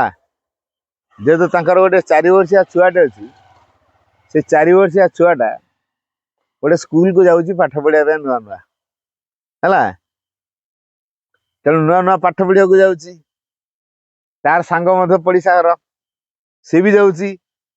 ତେଣୁ ସାଙ୍ଗ ହେଇକି ଖେଳୁଛନ୍ତି, ସାଙ୍ଗ ହେଇକି ଖାଉଛନ୍ତି, ସାଙ୍ଗ ହେଇକି ଯାଉଛନ୍ତି ସ୍କୁଲ, ସାଙ୍ଗ ହେଇକି ଛୁଟି ହେଇକି ଆସୁଛନ୍ତି। ସବୁ ତାଙ୍କର ସାଙ୍ଗ ହଉଛନ୍ତି, ପଡିଶା ଘର ଛୁଆ, ଇଏ ସାଙ୍ଗ, ଗୋଟେ କ୍ଲାସରେ ପଢୁଛନ୍ତି। ଏଇ ଯୋଉ ଛୁଆଟିର ବାପା, ଯିଏକି ମା ଆଉ ସେଙ୍କ ଫଟୋ ରଖି ପୂଜା କରନ୍ତି, ଧୂପ ଦିଅନ୍ତି, ଫୁଲ ଦିଅନ୍ତି, ତାଙ୍କର ଦେହ ଖରାପ ହେଲା। ଯେତେବେଳେ ଦେହ ଖରାପ ହେଲା, ଛୁଆଟିକୁ ତା ମା ନେଇକି ସ୍କୁଲରେ ଛାଡି ଦେଇକି ଆସିଛନ୍ତି। ବାପା ଅଫିସ ଯିବେ 10ଟା ବେଳେ, ତେଣୁ ଦେହଟି ଖରାପ ହେଇଗଲା। ଆଗ ଦେହଟାକୁ ଭଲ କରିବେ ନା ଅଫିସ ଯିବେ? ଭଲ କରିବେ। ତେଣୁ ଡାକ୍ତର ପାଖକୁ ନେଇକି ଗଲେ। ସେନ୍ସ ପଳେଇଛି, ହୋସ ନାହିଁ, ଚେତା ବୁଡି ଯାଇଛନ୍ତି। କୋଉ କାରଣରୁ ଚେତା ବୁଡିଲେ କେହି ଜାଣିପାରୁନାହାନ୍ତି। ତାଙ୍କୁ ଡାକ୍ତରଖାନା ନେଇକି ତା ମା ପଳେଇଲେ, ବାପାକୁ, ଛୁଆଟିର ବାପାକୁ ତା ମା ଡାକ୍ତରଖାନା ନେଇକି ପଳେଇଲେ। ଯେତେବେଳେ ଡାକ୍ତରଖାନା ନେଇକି ପଳେଇଲେ, ପଡିଶା ଘରକୁ କହିଲେ, ମୁଁ ତ ଛୁଆଟାକୁ ଛାଡି ଦେଇଛି ସ୍କୁଲରେ, ତମ ଛୁଆ ଯେତେବେଳେ ଆଣିବ ଆମ ଛୁଆଟାକୁ ଟିକେ ନେଇ ଆସିବ, ମୁଁ ପ୍ରିନ୍ସିପାଲ କହିଦେଇଥିବି। ସେ ଫୋନ କରି କହିଦେଇଛନ୍ତି ତାଙ୍କ ପିଲାକୁ ଆସିଲା ବେଳେ ଆମ ଛୁଆଟିକୁ ମତେ ଛାଡିଦେବେ। ପଡିଶା ଘରକୁ ଚାବି କାଢି ଦେଇକି ଯାଇଛନ୍ତି। ତମ ଘରେ ଛୁଆଟାକୁ ରଖିଥିବ, ଯଦି ଛୁଆ କାନ୍ଦିଲା ତାହେଲେ ଆମ ଘରେ ଛାଡି ଦେଇଥିବ, ଆଉ ଖେଳୁଥିବ, ତାର ବୁଲୁଥିବ, ଆଉ ମୁଁ ଆସିବି ମେଡିକାଲ ନେଇକି ଯାଉଛି, ଆଉ ଯଦି ମୋର ଡେରି ହୁଏ। ତାପରେ ଏଇଭଳି ଭାବରେ ମା ତାର ଛୁଆଟିକୁ ସ୍କୁଲରେ ଛାଡିଦେଇ ତା ବାପାକୁ ନେଇକି ମେଡିକାଲ ପଳେଇଛନ୍ତି। ମେଡିକାଲରେ ତାର ହୋସ ଆସୁନି, ଡାକ୍ତର ମାନେ ଜାଣିପାରୁନାହାନ୍ତି ତାଙ୍କର କଣ ହେଲା, ଯେ ହୋସ ଉଡି ଯାଇଛି, ଚେତା ଉଡି ଯାଇଛନ୍ତି, ଡାକ୍ତର ବି ଜାଣିପାରୁନାହାନ୍ତି। ତେଣୁ ମେଡିକାଲରେ ରଖେଇଛନ୍ତି। କିଛି ସମୟ ଯାଉ, ଦେଖିବା ହୋସ ଆସୁ, ପଚାରିବା କଣ ହେଇଛି। ତାପରେ ଯେତେବେଳେ ଡାକ୍ତର ଦେଖିଲେ ଯେ ତାଙ୍କର ହୋସ ଆସୁନି, ମାନେ ନିଶ୍ଚୟ କିଛି ଗୋଟେ ସାଂଘାତିକ ହେଇଛି, ତାକୁ ରଖେଇବାକୁ ପଡେ, ଆଡମିସନ କରି ରଖିଦେଲେ। ଆଡମିସନ କରି ରଖିଦେଲେ ତାକୁ ଆସିପାରିବେନି, ଦିନେ ହେଇପାରେ, 2 ଦିନ ହେଇପାରେ, 3 ଦିନ ହେଇପାରେ, 5 ଦିନ ହେଇପାରେ, କେତେ ଦିନ ହବ କହିହବନି। ଡାକ୍ତରଖାନାରେ ରଖେଇଦେଲେ। ଛୁଆ ଆସିକି ଛୁଟି ହେଲା ଯେତେବେଳେ ପଡିଶା ଘର ଲୋକ ଯାଇଥିଲେ ତାଙ୍କ ଛୁଆକୁ ଆଣିବା ପାଇଁ, ଏ ଛୁଆଟିକୁ ମଧ୍ୟ ନେଇ ଆସିଲେ। ସିଏ କହୁଛି ମୋ ବାପା ମା କୁଆଡେ ଗଲେ, ମତେ କଣ ତମ ଘରେ ରଖେଇଛ, ମତେ ନେଇ ଚାଲ ଆମ ଘରକୁ, ହେଲା, ମତେ ନେଇ ଚାଲ ଆମ ଘରକୁ। ସେ କଣ କରିବ ଆଉ, ଯେତେବେଳେ କାନ୍ଦିକି ଅଝଟ ହେଲା, ଆଣିକି ତାଙ୍କ ଘର ଖୋଲିଦେଲେ। ତାଙ୍କ ଘର ଖାଇବା ପିଇବା ଦେ, ଏଠି ଖେଳୁଥା, ଟିଭି ଦେଖୁଥା, ଟିଭି ଲଗେଇଦେଲେ, ଟିଭି ଦେଖୁଥିଲା। ଏମିତି ଭାବରେ ସେ ତାଙ୍କ ଘରେ ଥାଏ। ତେଣୁ ପଡିଶା ଘରୁ ଛୁଆଟି ଆସିକି ତା ଘରେ ଯାଇଛି। ସିଏ ପଚାରିଲା ପଡିଶା ଘରକୁ, ମୋର ବାପା ମା କୁଆଡେ ଯାଇଛନ୍ତି? ନା ତୋ ବାପାଙ୍କର ଟିକେ ଦେହ ଖରାପ ହେଇଗଲା ତ, ତେଣୁ ତୋ ମା ତୋ ବାପାଙ୍କୁ ଡାକ୍ତରଖାନା ନେଇକି ପଳେଇଛନ୍ତି, ହେଲା। ପିଲାଟି ବେଗକୁ ଘରେ ଥୋଇଦେଲା। ମା ଶ୍ରୀ ଅରବିନ୍ଦଙ୍କ ଫଟୋ ପାଖରେ ଯାଇ ପହଞ୍ଚିଲା। ଫଟୋ ପାଖରେ ଛିଡା ହେଲା, କାନ୍ଦି କାନ୍ଦି କହିଲା, ହେ ଭଗବାନ, ତମକୁ ମୁଁ ଦିନେ ବି ଡାକିନି, ମୋ ବାପା କଣ କଲେ ଯେ ତମେ ତାଙ୍କୁ ରୋଗ ଦେଲ, ତାଙ୍କ ଦେହ ଖରାପ ହେଲା, ତମେ କେମିତିକା ଭଗବାନ ହେଇଛ? ତମକୁ ଯିଏ ଡାକିବ ତମେ ତା ଦେହ ଖରାପ କରିବ? ତମେ ଏମିତିଆ ଭଗବାନ ହେଇଛ? ଶୁଣ, ମୁଁ ଗପ କହୁନି, ମୁଁ ଗୋଟେ ସତ ଘଟଣାଟା କହୁଛି। ଛୁଆଟି ମାଙ୍କ ଫଟୋ ପାଖରେ ଯାଇ କହିଲା, ମାଙ୍କ ଫଟୋ ପାଖରେ, ତମେ କେମିତିକା ଭଗବାନ ହେଇଛ? ତମକୁ ଯିଏ ଡାକିବ ତମେ ତା ଦେହ ଖରାପ କରିବ? କେମିତିଆ ଭଗବାନ ତମେ? ମୋ ବାପାକୁ ଭଲ କରେଇକି ସାଙ୍ଗେ ସାଙ୍ଗେ ଆଣ। କାନ୍ଦି କାନ୍ଦି କହିଲା, ହେଲା, କାନ୍ଦି କାନ୍ଦି କହିଲା, ମୋ ବାପାକୁ ଭଲ କରେଇକି ବର୍ତ୍ତମାନ ଆଣ। ଇଏ ଯୋଉ କାନ୍ଦି କାନ୍ଦିକି ଛୁଆ କହିଲା, ପୁଣି କହିଲା, ଯଦି ମୋ ବାପାଙ୍କର ଆୟୁଷ ନାହିଁ, ମୁଁ ତ ହେଲା ଛୁଆ, ମୋ ବାପାଙ୍କ ବୟସ ହେଲା ବେଳକୁ ମୋର ଆହୁରି ବହୁତ ବର୍ଷ ଅଛି, ତେଣୁ ମୋ ଆୟୁଷଟା ନେଇକି ମୋ ବାପାଙ୍କୁ ଦେଇଦିଅ। ତାଙ୍କର ଯଦି ଆୟୁଷ ସରିଗଲାଣି, ତାହେଲେ ମୋ ଆୟୁଷଟା ନେଇକି ମୋ ବାପାଙ୍କୁ ଦେଇଦିଅ, ସେ ଆହୁରି କେତେ ଦିନ ବଞ୍ଚିବେ। ଛୋଟିଆ ପିଲା, ମା ବାପା କଥାବାର୍ତ୍ତା ହେଲା ବେଳେ ଆୟୁଷ କଥା ସେ ଶୁଣିଛି, ହେଲା, କେମିତି ମରନ୍ତି, ଆୟୁଷ ପୁରିଲେ ମରନ୍ତି, ଏଟା ଶୁଣିଛି। ତେଣୁ ସେ ସେଇ କଥାଟା କହିଲା ମାଙ୍କ ଫଟୋ ପାଖରେ, କହିଲା ମୋ ଆୟୁଷଟା ନେଇକି ମୋ ବାପାକୁ ଦେଇଦିଅ, ମୋ ବାପା ଆହୁରି ବହୁତ ଦିନ ବଞ୍ଚିବେ। ଏମିତି କାନ୍ଦି କାନ୍ଦି କହିଲା। ସିଆଡେ ଡାକ୍ତରଖାନାରେ ହଠାତ୍ ତାର ହୋସ ଆସିଲା। ନର୍ସ ମାନେ ଦୌଡ଼ି ଯାଇ ଡାକ୍ତରକୁ କହିଲେ, ଆଜ୍ଞା ସେ ରୋଗୀର ହୋସ ଆସିଗଲାଣି। ଆଚ୍ଛା, ଯେତେବେଳେ ହୋସ ଆସିଗଲା, ଛୁଆର ବାପା ଯିଏ ତ ମେଡିକାଲରେ ଅଛି, କହିଲା ମୁଁ କଣ ମେଡିକାଲରେ ଆସିକି ଅଛି, ମୋର କଣ ହେଇଥିଲା, ମୁଁ କଣ ମେଡିକାଲରେ ଅଛି? ନାଇଁ ନାଇଁ, ମତେ ଘରକୁ ନେଇ ଚାଲ, ମତେ ମେଡିକାଲ ଭଲ ଲାଗୁନି। ବାପା କଣ କହୁଛି, ମତେ ମେଡିକାଲ ଭଲ ଲାଗୁନି, ମତେ ଘରକୁ ନେଇ ଚାଲ, ମୁଁ ଏଠି ଜମା ରହିବିନି। ଜିଦ୍ କଲା। ଡାକ୍ତର କହିଲା, ମତେ ଶୀଘ୍ର ବିଦା କର, କଣ ପାଇଁ ଏଠି ରଖେଇଛ, ମୋର କଣ ହେଇଥିଲା? ଡାକ୍ତର ମାନେ ଜାଣିନାହାନ୍ତି କଣ ହେଇଥିଲା। ଯେହେତୁ ଡାକ୍ତର ମାନେ ଜାଣିନାହାନ୍ତି କଣ ହେଇଥିଲା, ତେଣୁ କଣ କରାହବ ଆଉ?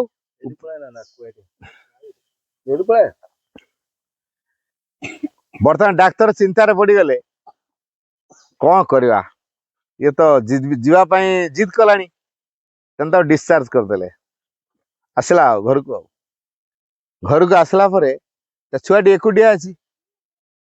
ତାପରେ ଖାଇଛି କି ନାଇଁ, କଣ କରିଛି, ପଡିଶା ଘର ଖାଇବା ପିଇବା କଥା ବୁଝୁଛନ୍ତି। ତାପରେ ଛୁଆଟି ତାର କାନ୍ଦି କାନ୍ଦିକା ଶୋଇ ପଡିଛି, ହେଲା। ଆସିକି ଦେଖିଲେ ଆମ ଛୁଆଟା ଶୋଇ ପଡିଛି। ରାତିରେ ମା ସ୍ୱପ୍ନରେ ଦେଖା ଦେଇକି କହିଲେ, ଛୁଆର ବାପାକୁ କହିଲେ ତମ ପିଲା ଆଜି ମତେ ଯୋଉ ପ୍ରକାର ଭାବରେ ପ୍ରାର୍ଥନା କଲା, ମୁଁ କୃପା କରିବାକୁ ବାଧ୍ୟ ହେଲି। କଣ କଲା ମା? କହିଲା ମୋ ବାପାଙ୍କର କଣ ହେଇଛି ଯେ ତମେ ତାକୁ ଡାକ୍ତରଖାନା ନେଇଛ, ତମେ କେମିତିକା ଭଗବାନ ହେଇଛ, ତମକୁ ଯିଏ ଡାକିବ ତମେ ତାକୁ ରୋଗ ଦବ, ତମେ ତା ଦେହ ଖରାପ କରିବ, ଏମିତିଆ ଭଗବାନ ହେଇଛ? ମୋ ବାପାର ଯଦି ଆୟୁଷ ନାହିଁ, ତାହେଲେ ମୋ ଆୟୁଷଟା ନେଇକି ମୋ ବାପାକୁ ଦେଇଦିଅ, ମୋ ବାପା ଆହୁରି ବହୁତ ଦିନ ବଞ୍ଚିବା ଦରକାର। ବାପାଟି କହୁଛି, ମା ତମେ କଣ ସେଇଆ କଲ? ମୋ ଛୁଆର ଆୟୁଷଟା ମତେ ଦେଇଛ, ତାହେଲେ ମୋ ଛୁଆ ତ ବଞ୍ଚିବନି। କଣ କଲମା? ନା ନା, ମୋ ଛୁଆ ବଞ୍ଚିବା ଦରକାର। ମୋ ଛୁଆର ଆୟୁଷ ତ ଫେରେଇ ଦିଅ। ଛୁଆ ପ୍ରାର୍ଥନା କରୁଛି, କହୁଛି କଣ? ମୋ ଆୟୁଷ ନେଇ ମୋ ବାପାକୁ ଦେଇଦିଅ। ବାପା କଣ କହୁଛି? ନା ନା ନା, ମୋ ଛୁଆର ଆୟୁଷ ମତେ କାହିଁ ଦେଇଛ, ତ ଫେରେଇ ଦିଅ। ହେଲା, ମା କହିଲେ ମୁଁ କଣ ଏଠି ବିଜନେସ କରୁଛି? ହେଁ, ସିଏ ଏତେ ବିକଳ ହେଇକି ପ୍ରାର୍ଥନା କଲା ଯେ ମୁଁ ବାଧ୍ୟ ହେଇକି କୃପା କରିବାକୁ ଆସିଲି, ଏବଂ ସେ କୃପାରେ ତ ବଞ୍ଚିଗଲା।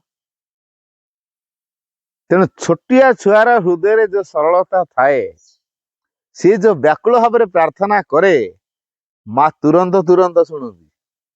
ବୁଝିଗଲା? ବଡ ମାନଙ୍କର ଟିକେ ଡାଉଟ ଥାଏ, ସନ୍ଦେହ ଥାଏ, କରିବେ ନା ନାଇଁ?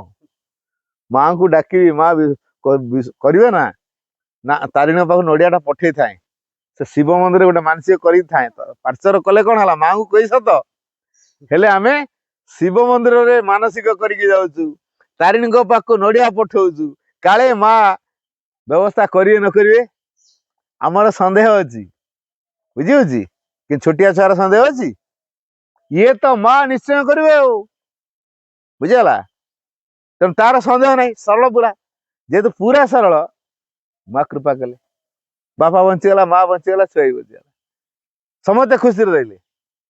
ତେଣୁ ଯେ ଛୋଟିଆ ଛୁଆ ହୃଦୟରେ ଯୋଉ ସରଳ ଭାବରେ ପ୍ରାର୍ଥନାଟା ଆସେ,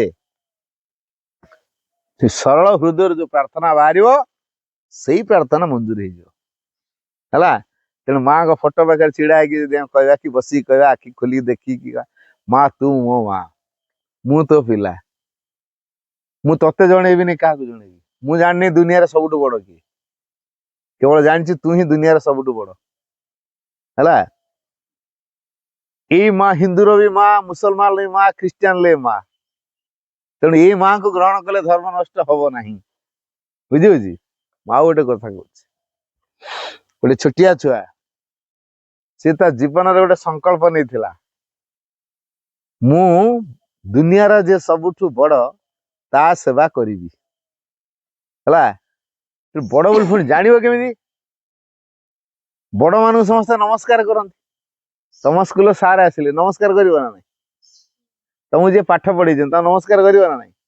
ତମ ଅଜା ଘରକୁ ଆସିଲେ, ମାମୁଁ ଆସିଲେ, ନମସ୍କାର କରିବ ନା ନାଇଁ? ଗୁରୁଜନ ମାନଙ୍କୁ ଆମେ ନମସ୍କାର କରୁ, କାରଣ ସେମାନେ ଆମଠୁ ବଡ। ତେଣୁ ସେ ନମସ୍କାରରୁ ଠରେଇଲା କିଏ ବଡ। ହେଲା? ଦେଖିଲେ ସ୍କୁଲର ସାର୍ ମାନଙ୍କୁ ସମସ୍ତେ ନମସ୍କାର କରୁଛନ୍ତି, ତେଣୁ ସାର୍ ମାନେ ବଡ। ପୁଣି ସାର୍ ମାନେ ତାଙ୍କ ଉପର ଅଧିକାରୀ ଅଫିସର ଯେତେବେଳେ ଆସୁଛନ୍ତି, ତାଙ୍କୁ ଆଜ୍ଞା ନମସ୍କାର କହୁଛନ୍ତି। ଆରେ ଇମାନେ ବଡ ନୁହନ୍ତି, ଏମାନେ ବଡ।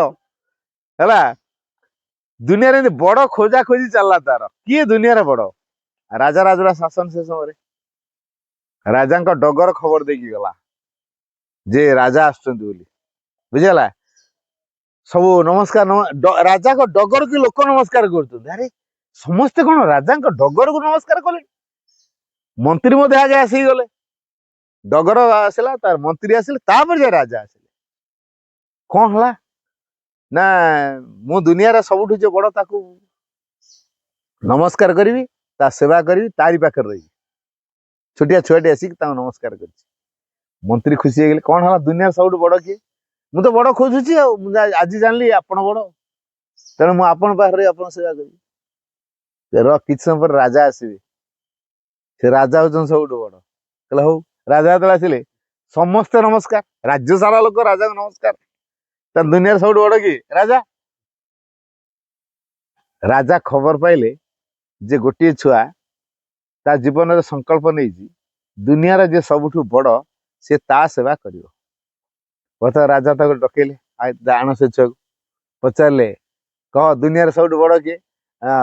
ରାଜା, ତମେ ତ ବଡ। ଆଉ ମୁଁ ବଡ କେମିତି? ତମକୁ ସମସ୍ତେ ନମସ୍କାର କରୁଛନ୍ତି। ହେଲା? ତମକୁ ସମସ୍ତେ ନମସ୍କାର କରୁଛନ୍ତି, ତମେ ବଡ ନା ଆଉ। ବୁଝିହଉଛି? ଏଇଭଳି ଭାବରେ କହିଲେ, ତାହେଲେ ତୁ ମୋ ପାଖରେ ରହିବୁ? କହିଲେ ଆଜ୍ଞା ରହିବି। ଚାଲ। ରାଜା ନେଇଗଲେ ସେ ଛୁଆକୁ, ରାଜାଙ୍କ ଘରେ ରହିଲା। ସେ ରାଜାଙ୍କ ଘରେ ପଚାରିଲା, ଆଜ୍ଞା ମୁଁ ଆପଣଙ୍କ ଘରେ କି କାମ କରିବି? ମୁଁ ତ ପାଠ ପଢିବା ପିଲା, ମୁଁ ନା ପାଠ ପଢିବା କଥା। କହିଲା, ଆମର ଏଠି ପଣ୍ଡିତ ମାନେ ଅଛନ୍ତି, ତତେ ପଢେଇବେ। ତୋର ପାଠ ପଢିବା କଥା ହବ। ଆଉ ମୁଁ କଣ କରିବି କାମ? ତୁ ଆମ ଠାକୁର ଘର ଜଗିବୁ ହେଲା। ରାଜାଙ୍କର ଗୋଟେ ଠାକୁର ଘର ଅଛି, ସେଠି କି ଠାକୁର ରଖିଛନ୍ତି ଜାଣିଛ? ବୃନ୍ଦାବନ ଚନ୍ଦ୍ର ହେଲା। ହିନ୍ଦୁ ରାଜା ତ, ତେଣୁ ବୃନ୍ଦାବନ ଚନ୍ଦ୍ରକୁ ରଖିଛନ୍ତି। କିନ୍ତୁ ଯୋଉ ପିଲାଟାକୁ ଆଣିଛନ୍ତି ସେଟା ମୁସଲମାନ ପିଲାଟା, ବୁଝିହଉଛି। ତେଣୁ ଯେହେତୁ ମୁସଲମାନ ପିଲା ବର୍ତ୍ତମାନ ହିନ୍ଦୁ ରାଜାଙ୍କ ଘରେ ରହିଲେଣି, ତାଙ୍କ ଘର ଭିତରୁ ତ ଯାଉନି, ତା ପାଇଁ ଗୋଟେ ଅଲଗା ଯୋଉ ଠାକୁର ଘର ଅଛି ସେ ବାରଣ୍ଡାରେ ସେ ରାତି ପହରା ଦବ। ହେଲେ ଗୋଟେ ବାଡି ଧରିବ, ବିରାଟ ଠାକୁର ଘରଟେ କରାହେଇଛି, ସାମ୍ନାରେ ଗ୍ରିଲ ଲାଗିଛି, ପୁଣି ବାରଣ୍ଡା ଗୋଟେ ଅଛି, ସେ ବାରଣ୍ଡାରେ ଏ ମୁଣ୍ଡରୁ ସେ ମୁଣ୍ଡ, ସେ ମୁଣ୍ଡରୁ ଏ ମୁଣ୍ଡ, ଏମିତି ରାତି ସାରା ସେ ବାଡି ଖଣ୍ଡେ ଧରିକି ଚାଲିବ। ରାତି ସାରା ସେ ଉଜାଗର ରହିବ।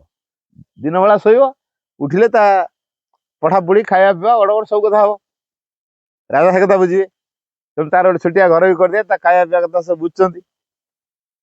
ତାପରେ ଏଇ ଯୋଉ ପିଲାଟି ବୁଲେ, ରାତିରେ ପହରା ଦିଏ, ଯେତେ ଥର ଯାଉଥିବ ସେ ଗ୍ରିଲ ପାଖରେ ଦେଖି ଦଉଥିବ ରାଜା ଠାକୁରଙ୍କୁ ଟିକେ, ପୁଣି ଚାଲିଲା। ପୁଣି ଯେତେବେଳେ ଆସୁଥିବ ପୁଣି ଟିକେ ଦେଖିଦବ, ପୁଣି ଚାଲିଲା ହେଲା। କାହିଁକିନା ଗ୍ରିଲ ସାମ୍ନାରେ ବାରଣ୍ଡାଟା ତ, ତେଣୁ ବାରଣ୍ଡାରେ ଯାଉଛି। ଯେତେ ଥର ଯାଉଛି ସେତେ ଥର ସେ ଠାକୁରକୁ ଅନଉଛି। ଥରେ ଅନେଇକି କହିଲା, ଏ ଠାକୁରେ, ତମେ ଏତେ ସମୟ କେମିତି ଗୋଟେ ଜାଗାରେ ବସି ପାରୁଛ? ତମେ କାଟୁନି?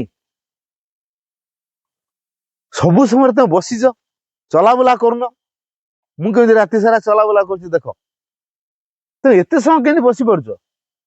ଆସ, ଜହ୍ନ ରାତି ପଡିଛି, ମୋ ପାଖରେ ଚାବିକାଠି ଅଛି, ବାହାରକୁ ଯିବା, ବଢିଆ କି ଖେଳିବା, ଆସ। ସତରେ କଣ ଠାକୁର ଆସିବେ? ଆସିଲେନି। କଣ ହେଲା? ତମେ ଆସୁନ ଯେ? ଆହୁରି ବିକଳ ହେଇକି ଡାକିଲା, ଆସ ନା। ତାର ଦିନ ପ୍ରବଳ ତାଙ୍କ ସହିତ ଖେଳିବା ପାଇଁ ଇଚ୍ଛା ହେଲା, ଡାକିଲା, ଆଉ ଆସ, ସାଙ୍ଗ ହେଇ ଖେଳିବା, ଆସ। ଗ୍ରିଲ ଖୋଲିଦେଲା, ଗ୍ରିଲ ଖୋଲିଦେଲା, ଆସିଲେ ଆଉ। ତାପରେ ଯେତେବେଳେ ବାହାରି ଆସିଛନ୍ତି ଗ୍ରିଲ ଖୋଲିକି, ଠାକୁରେ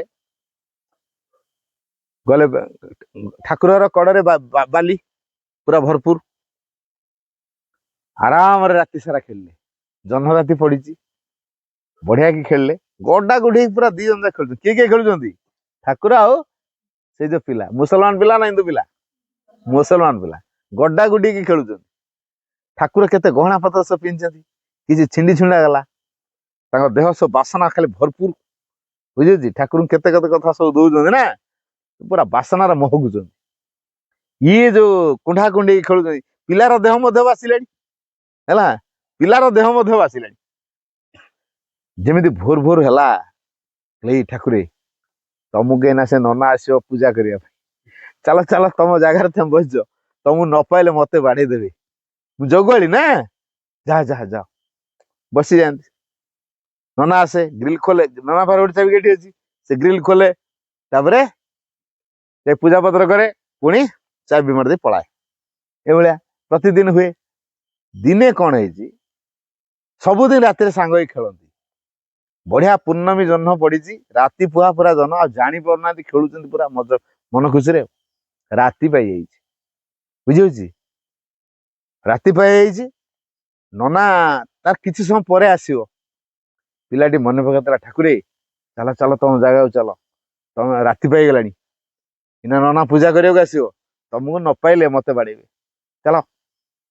ତାପରେ ଯେହେତୁ ରାତି ସାରା ଖେଳା ହେଇଛି, ନିଦ ଭଲ କି ଭାଙ୍ଗି ନଥିବ, ଯାଇକି ସାଙ୍ଗେ ସାଙ୍ଗେ ଶୋଇଛନ୍ତି। ନନା ଆସି ପହଞ୍ଚିଗଲା ପୂଜା କରିବ ବୋଲି। ପିଲା ତ ବାଡିରେ ଧରିଛି, କହିଲା, ଏ ନନା, ତମେ ଟିକେ ଡେରିରେ ଆସ ପୂଜା କରିବା ପାଇଁ, ଆଜି ପୂଜା କରନି, ଡେରିରେ, ଏବେ ନୁହଁ। କଣ ପାଇଁ? ନା ଠାକୁରେ ଏବେ ଏବେ ଯାଇକି ଶୋଇଛନ୍ତି, ରାତି ସାରା ଖେଳୁଥିଲେ ମୋ ସହିତ ହେଲା, ରାତି ସାରା ମୋ ସହିତ ଖେଳୁଛନ୍ତି, ଏବେ ଏବେ ଯାଇକି ଶୋଇଛନ୍ତି, ତେଣୁ ତା ନିଦ ଭାଙ୍ଗ ନେଇ, ଡିଷ୍ଟର୍ବ ହବ, ସେ ଶୋଇକି ଉଠିଲେ ତମେ ତାଙ୍କୁ ପୂଜା କରିବ। ନନା କଣ ବିଶ୍ୱାସ କରିବ ସେ କଥାକୁ? ବିଶ୍ୱାସ କଲାନି। କଣ ଗୋଟେ କହୁଛି ବାଜେ କଥା, ଧମକେଇ ଦେଲା। ଦେଖ ନନା, ତମେ ତ ଧମକେଇଲେ ହବନି, ତମକୁ ମୁଁ କହିଲି ତମେ ଗ୍ରିଲ ଖୋଲ ନାହିଁ, ଯଦି ଗ୍ରିଲ ଖୋଲିବାକୁ ଚେଷ୍ଟା କଲ, ଦେଖ ମୋ ହାତରେ ଏଇଟା କଣ ଦେଖୁଛ ତ, ଠେଙ୍ଗିଟେ ଧରିଛି, ବଜେଇ ଦେଇ ପାର, ଯେତେବେଳେ ଛୁଆର କଥା ନନା ମାନିଲାନି ଗ୍ରିଲ ଖୋଲିବାକୁ ଗଲା ଦେଲା ବଜେଇ ଭଲ କି ପାର ଛୁଆ ଛୁଆଠୁ ଯେତେବେଳେ ନନା ମାଡ଼ ଖାଇଲା ସାଙ୍ଗେ ସାଙ୍ଗେ ଆଜ୍ଞା ଗୋଟେ ଏମିତିଆ ପିଲା ରଖିଛନ୍ତି ସେ ମତେ ଠାକୁର ଘରକୁ ଛାଡୁନି ପୂଜା କରିବା ପାଇଁ ମୁଁ କି ପୂଜା କରିବି ମତେ ବାଡେଇଲାଣି ଆଜ୍ଞା କେତେ ଦେଖନ୍ତୁ କଣ ହେଲା ଛୁଆଟା ତମକୁ ବାଡେଇଲାଣି ପୂଜା କରିବା ପାଇଁ ମନା କରୁଛି ହଁ ପରା କହୁଛି ନା ଠାକୁରେ ରାତି ସାରା ଶୋଇନାହାନ୍ତି ଖେଳୁଥିଲେ ଏବେ ଏବେ ଯାଇକି ଶୋଇଛନ୍ତି ତାଙ୍କୁ ଡିଷ୍ଟର୍ବ ହବ ତେଣୁ ଶୋଇକି ଉଠିଲା ପରେ ପୂଜା କରୁ ଯା ଆଉ ମୁଁ ଯେମିତି ଜବରଦସ୍ତ ଖୋଲିବାକୁ ଗଲି ମତେ ବାଡେଇ ଦେଲା ଦିଟା ସୈନ୍ୟକୁ ପଠେଇଲେ ଗଲ ସେ ଛୁଆ କଥା ଟିକେ ବୁଝ ଇଏ ସୈନ୍ୟ ମୂର୍ଖ ସିଏ କଣ ବୁଝିବେ ଗଲେ ଛୁଆକୁ ଢାଏ ଢାଏ ଚଟକଣା ଲଗେଇଦେଲେ ଫୋପାଡ଼ି ଦେଲେ ବାଲି ଯା ନନାକୁ ଛାଡୁନି ପୂଜା କରିବା ପିଲାକୁ ଯୋଉ ପିଟିକିରି ତାକୁ ବାଲି ଫୋପାଡ଼ି ଦେଇଛନ୍ତି ଖଣ୍ଡିଆ ଖରା ଟିକେ ହେଇଯାଇ ତାର ଠାକୁରେ ତା ଖଣ୍ଡିଆ ଖରା ଦେଖି ସହିପାରିଲେ ଆସ୍ଥାନରୁ ଉଠିକି ପଳେଇଲେ ଛୁଆକୁ ଯାକୁ ଆସି କଣ ହେଲା ସାଙ୍ଗ ତମେ ମୋ ପାଇଁ କେତେ ମାଡ ଖାଇଲ ହେଁ ରାତି ସାରା ଖେଳିଲେ ଦେଖ ଏଇନା ତମ କେମିତି ବାଡଉଛନ୍ତି ମୋରି ପାଇଁ ତମେ ମାଡ ଖାଉଛ କଣ ହେଲା ଠାକୁରେ ତାଙ୍କ ଆସ୍ଥାନରୁ ଉଠିକି ଯାଇକି ପିଲାକୁ ଆଉଁସୁଛନ୍ତି କଷ୍ଟ ହେଲା କି ସାଙ୍ଗ ହେଲା ଆଉଁସୁଛନ୍ତି ପିଲାର ସେବା କରୁଛନ୍ତି ଏଇ ଠାକୁରେ ଆଉ ଆସ୍ଥାନରେ କିଏ ଅଛି ଆସ୍ଥାନରେ କେହି ନାହାନ୍ତି ଠାକୁର ଉଠିକି ପଳେଇଛନ୍ତି ଦେଖୁଛନ୍ତି ନନା ଯେତେବେଳେ ଖୋଲି ଗଲା ପୂଜା କରିବା ପାଇଁ ଆସ୍ଥାନରେ ଠାକୁର ନାହାନ୍ତି ତାପରେ ଯାଇ ରାଜାଙ୍କୁ କହିଲା ଆଜ୍ଞା ଏଇଥିପାଇଁ ପିଲାଟା ଛାଡୁ ନଥିଲା ଆଉ ଠାକୁର କାଲି ରାତିରେ ଚୋରି ହେଇଯାଇଛି ଏ ପିଲା ଜାଣିଛି ସେଇଥିପାଇଁ ଛାଡୁ ନଥିଲା ଆଉ ଏ ପିଲା ହଉଛି ଅସଲ ବଦମାସ ସବୁ ଜାଣିଛି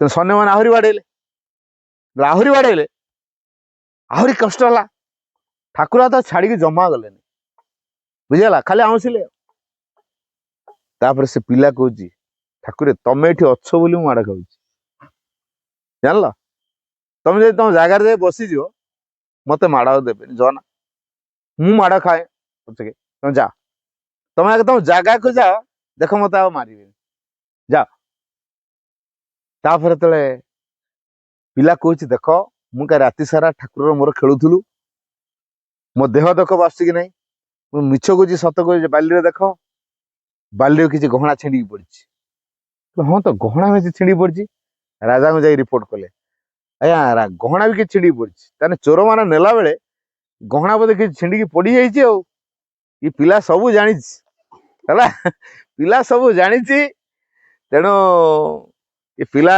ଠିକ ସବୁ କଥା କହିବ ତାକୁ ଆପଣ ଟିକେ ଜେରା କରନ୍ତୁ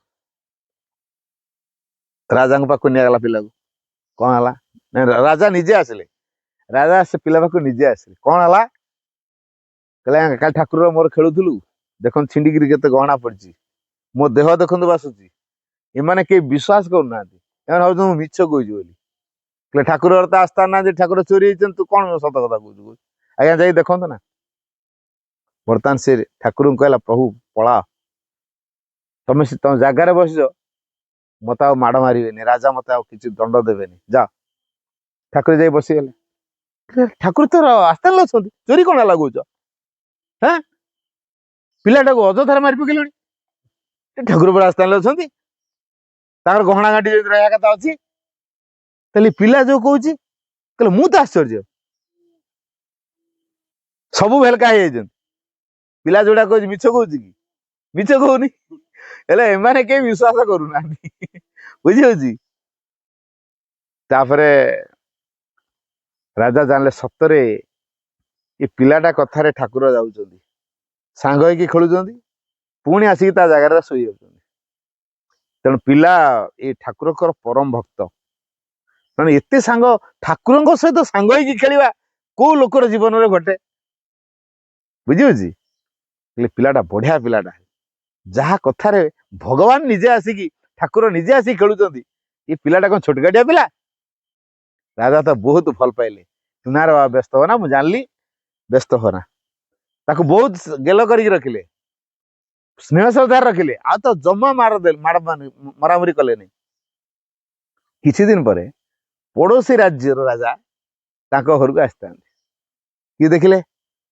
ପଡୋଶୀ ରାଜ୍ୟର ରାଜା ନମସ୍କାର ଇଏ ନମସ୍କାର କଲେ ଜଣେ ଆମ ଘରକୁ କୁଣିଆ ଆସିଛନ୍ତି ଆଉ ନମସ୍କାର କରିବାନି ତେଣୁ ଏ ରାଜା ତାଙ୍କୁ ନମସ୍କାର କଲେ ଇଏ ରାଜା କଣ ତାଙ୍କୁ ନମସ୍କାର କଲେଣି ତାହେଲେ ସେ ରାଜା ବୋଧେ ଏ ରାଜାଠୁ ବଡ, କାରଣ ତା ଜୀବନ ତ ଗୋଟେ ସଂକଳ୍ପ ନେଇଛି, ଯିଏ ଦୁନିଆର ସବୁଠୁ ବଡ ମୁଁ ତା ପାଖରେ ରହିବି, ତା ସେବା କରିବି। ବର୍ତ୍ତମାନ ଏଇ ଯୋଉ ରାଜା ପଡୋଶୀ ରାଜ୍ୟର ରାଜାକୁ ନମସ୍କାର କଲେଣି, ପିଲା ଦେଖିଦେଲା, ହଁ ତାହେଲେ ଏ ରାଜା ବଡ ନୁହଁ। ସେ ଆସି କହିଲା, ଆଜ୍ଞା ମୁଁ ଆଉ ଆପଣ ପାଖରେ ରହିବିନି। କାହିଁକି? ଆପଣ ପରା ତାଙ୍କୁ ନମସ୍କାର କଲେଣି, ତେଣୁ ସିଏ ଆପଣଙ୍କଠୁ ବଡ, ତେଣୁ ମୁଁ ଏଣିକି ତାଙ୍କ ପାଖରେ ରହିବି, ମୁଁ ଆଉ ଆପଣଙ୍କ ପାଖରେ ରହିବିନି। ତୁ ପଳେଇବୁ ଆମ ଘରୁ? କହିଲା ହଁ, ମୁଁ ତାଙ୍କ ପାଖରେ ତ ରହିବି ଆଉ। ତାପରେ ସେଇ ରାଜା ପଚାରେ, ଆଚ୍ଛା ତମର ବୃନ୍ଦାବନ ଚନ୍ଦ୍ର ଠାକୁର ଅଛନ୍ତି ନା? କହିଲା ହଁ, ଇଏ ବୃନ୍ଦାବନ ଚନ୍ଦ୍ରଙ୍କର ବଡ ଭକ୍ତ। ପ୍ରଭୁ ବୃନ୍ଦାବନ ଚନ୍ଦ୍ର ୟା ସହିତ ଖେଳନ୍ତି, ବୁଝିଗଲା। ତେଣୁ ୟାକୁ ନେଇକି ସେଇଠି ରଖେଇବ।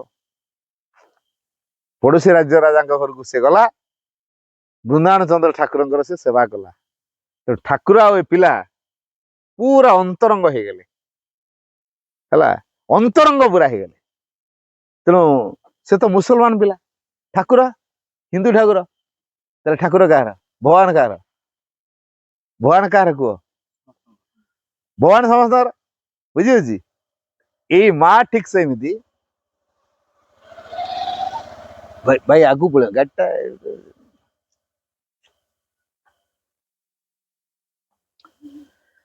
ତେଣୁ ଏଇ ମା ଆଉ ଶ୍ରୀ ଅରବିନ୍ଦ ସମସ୍ତଙ୍କର, ବୁଝିଗଲା। ତେଣୁ ସେଠି ଏଇ ମା ପାଖରେ କିଛି ନିୟମ ଦରକାର ନାହିଁ, ଗାଧୁଆ ଅଗାଧୁଆ ଛୁତିକା ମୃତ୍ତିକା ଏସବୁ କିଛି ବାହାର ନାହିଁ, ଫୁଲ ଧୂପର ମଧ୍ୟ ଆବଶ୍ୟକ ନାହିଁ। କିନ୍ତୁ ଆମେ ଦଉଛୁ ଭକ୍ତିରେ, ଶ୍ରଦ୍ଧାରେ, ସମର୍ପଣ ଭାବ ନେଇକି ଆମେ ଦଉଛୁ। ତେଣୁ ଏଇ ଯୋଉ ମା ଯାହାକୁ କୃପା କରିବେ, ତା ଜୀବନରେ ସବୁ କଥା ଫୁଟି ଉଠିବ। ଆଉ ଏଇ ମା ଯାହାକୁ କୃପା କରିବେ, ଅନ୍ୟ ଦେବାଦେବୀ ସେତିକି କୃପା ଦେଇପାରିବେନି, ବୁଝିପାରୁଛ।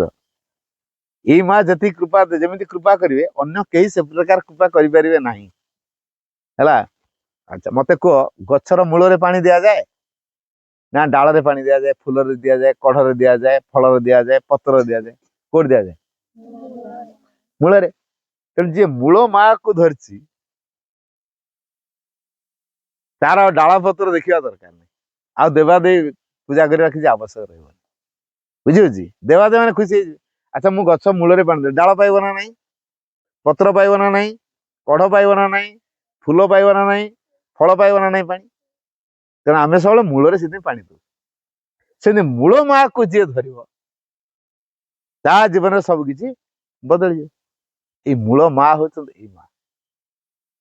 ତେଣୁ ଏଇ ମାଙ୍କୁ ଅଧିକରୁ ଅଧିକ ଯୋଉମାନେ ଡାକିବେ, ପରିବାରରେ ଯୋଉ ବିଶୃଙ୍ଖଳା ହଉଛି, କୋଉମାନେ ବିଶୃଙ୍ଖଳା କରୁଛନ୍ତି? ମଣିଷ ବିଶୃଙ୍ଖଳା କରୁନି, ମନେ ରଖିଥ। ତାଙ୍କ ଭିତରେ ଗୋଟେ ଶକ୍ତି କାମ କରି ଯାଉଛି, ସେଇମାନେ ଗୋଳମାଳ କରିଦଉଛନ୍ତି।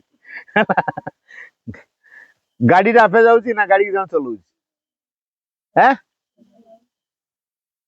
ଗାଡିଟାକୁ ମୋ ଛୁଆକୁ ନେଇ ସ୍କୁଲରେ ଛାଡିକା ଗାଡି ପଳେଇବ?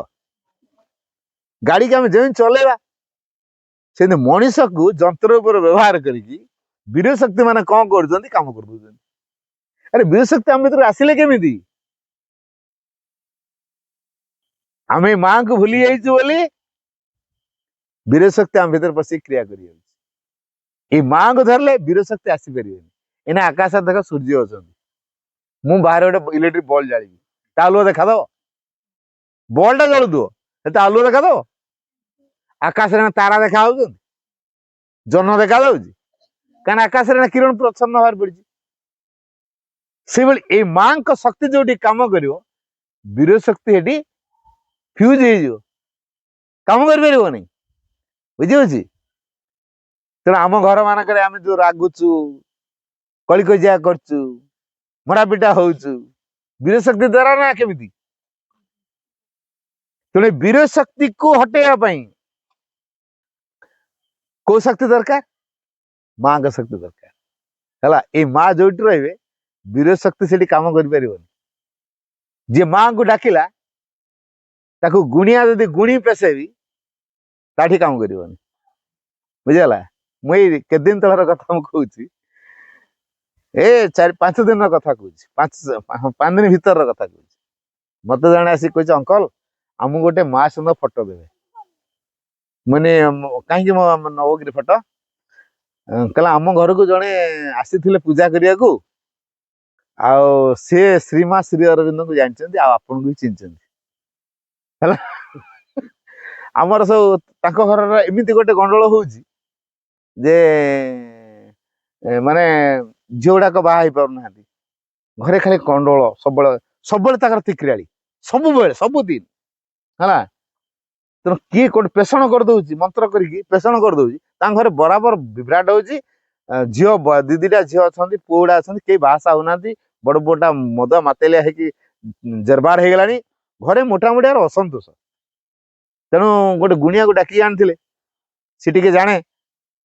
ସେଠୁ କହିଲା ମୁଁ କଣ କହିବି, ତମ ଘର ପାଖରେ ତ ଅଜୟ ଭାଇ ରହୁଛନ୍ତି, ସେ ତ ମୋଠୁ ବହୁତ କଥା କହିପାରିବେ, ତମେ ସେ ମା ସହିତ ଫଟୋ ଆଣ, ତମ ଘରେ ଆଉ ଅପଶକ୍ତି ରହିବେନି। ସେ ମତେ ଆସି ମାଗୁଛି ଫଟୋଟେ। ମାନେ କୋଉ କିଏ କହିଲେ, ସିଏ ଆପଣଙ୍କୁ ଚିହ୍ନିଛନ୍ତି, ସିଏ ଆପଣଙ୍କୁ ଜାଣିଛନ୍ତି, ଭଦ୍ରକ ବାହାର ପିଲା, କେଉଁଝରରେ ରହୁଛନ୍ତି, ସେ ଆପଣଙ୍କୁ ଜାଣିଛନ୍ତି। ଆଉ ସେଥିପାଇଁ ସେ କହିଲେ ଅଜୟ ଭାଇ ପାଖରେ ଥାଉ ଥାଉ ତମେ କେମିତି ମତେ ଡାକୁଛ, ମୁଁ କଣଟା କରିପାରିବି? ତମ ମା ସହିତ କଥା ଯୋଉଠି କାମ ହବ, ସେଠି ଅଲଗା ଶକ୍ତି କିଛି କାମ କରିବନି। ତମ ମା ସହିତ ଫଟୋ ଆଣ, ଆଉ ତମ ଘରେ ଅଜୟ ଭାଇଙ୍କୁ ଡାକି ଗୋଟେ ପାର୍ଚର କର, ତମ ଘରେ ସବୁ ସମାଧାନ ହେଇଯିବ। ତେଣୁ ଫଟୋଟେ ଏବେ ଦିଆହେଇଛି, ମୁଁ ତାକୁ ଗୋଟେ ଫଟୋ ଆଣିକି ଦେଇଛି, ବୁଝିବି ଯାଉ ଠିକ ଅଛି। ମାନେ ଆମ ଘରେ ପାର୍ଚର ହଉଛି, ସବୁଦିନ ପାର୍ଚର ହଉଛି, ଆସିକି ସନ୍ଧ୍ୟାବେଳେ ବସ। ଆଉ କାରଣ ଆମ ଘରେ କରିବାକୁ ପଡିବ। ମାନେ ହଉ ତାହେଲେ ଠିକ ଅଛି, ତମ ଘରେ କୋଉ ଦିନ ଗୋଟେ ଯୋଜନା କର, ତମ ଘରେ ଗୋଟେ କାର୍ଯ୍ୟକ୍ରମ କରିବା, ଆଉ କଣ ଅଛି। ଗୋଟେ ଫଟୋ ଦିଆହେଇଛି, ତାପରେ ତାଙ୍କ ଘର ଲୋକ କୋଉ ଦିନ ସେଟ୍ ହେବେ, ଗୋଟେ ପାର୍ଚରଟେ ତାଙ୍କ ଘରେ କରାଯିବ। ତେଣୁ ସିଏ ଚିନ୍ତା କରୁଛି ଅଜୟ ଭାଇ ଅଙ୍କଲ ଆସୁନାହାନ୍ତି, ଅଙ୍କଲକୁ ଦେଖା କରି ଆସି। କହିଲା ନା ନା, ଭାଇଙ୍କ ସାମ୍ନାକୁ ମୁଁ ଯିବିନି। କହୁଛି ମୁଁ ଭାଇଙ୍କ ସାମ୍ନାକୁ ଯିବିନି। ଏରେ କଣ ଘଟଣା, କଣ ଭାଇଙ୍କ ସାମ୍ନା କାହିଁକି ଯିବନି? ମୋ ମିସେସ୍ ସିଏ କହୁଛି, ସିଏ ଏମିତି କହିଲା ଯେ ସେ ମନା କଲେ, ନା ମୁଁ ଅଜୟ ଭାଇଙ୍କ ସାମ୍ନାକୁ ଯିବିନି ହେଲା। ସେ ଯେତେବେଳେ ଜାଣିବେ ମୁଁ ଏମିତି ଏମିତି କାମ କରୁଛି ବୋଲି, ମତେ ବିଗିଡିବେ, ନା ମୁଁ ଯିବିନି ଜମାରୁ। ତେଣୁ ଏଇ ଯୋଉ ମାଙ୍କର ପ୍ରଭାବ, ମାଙ୍କର ଶକ୍ତି ଯୋଉଠି କାମ କରେ, ଏଇ ଯୋଉ ତୁଚ୍ଛ ଶକ୍ତି ମାନଙ୍କୁ ନେଇକି ଯୋଉ ଗୁଣିଆ ତନ୍ତ୍ର ମନ୍ତ୍ର ସବୁ କରୁଛନ୍ତି, ପେଷଣ ଫେଷଣ କରୁଛନ୍ତି, ବାଣ ମାରୁଛନ୍ତି, ଯଦି ମାଙ୍କୁ ଜଣେ ନିବିଡ଼ ଭାବରେ ସବୁଦିନ ଡାକୁଛି, ତାଠି ଏଟା କାମ କରିବନି, ବୁଝିହଉଛି। ତେଣୁ ଏଇ ମାଙ୍କର କୋଉ ପ୍ରକାର ଶକ୍ତି ଟିକେ ଅନୁମାନ କର। ଯଦି ମାଙ୍କ ଶକ୍ତି ଆମ ଘରେ ରହିବ, ପାଠଶାର ଆମେ କରିବା, ମାଙ୍କ ଡେଲି କିଛି ଦରକାର ନାହିଁ, ଶ୍ରଦ୍ଧାର ସହିତ ମାଙ୍କ ଫଟୋ ଟିକେ ରଖିବା, ପରିଷ୍କାର ଜାଗାରେ ରଖିବା। ଆମ ଘରେ କେତେବେଳେ ଅଳନ୍ଧୁ ରଖେଇଦବା ନାହିଁ, ଅପରିଷ୍କାର କରିବାନି। ମା ଯୋଉଠି ପରିଷ୍କାର, ତାରି ଭିତରେ ସେ କ୍ରିୟା କରନ୍ତି। ଅଶୁଦ୍ଧତା ତାଙ୍କର ପସନ୍ଦ ନୁହେଁ, ଅପରିଷ୍କାର ପସନ୍ଦ ନୁହଁ, ବୁଝିହଉଛି।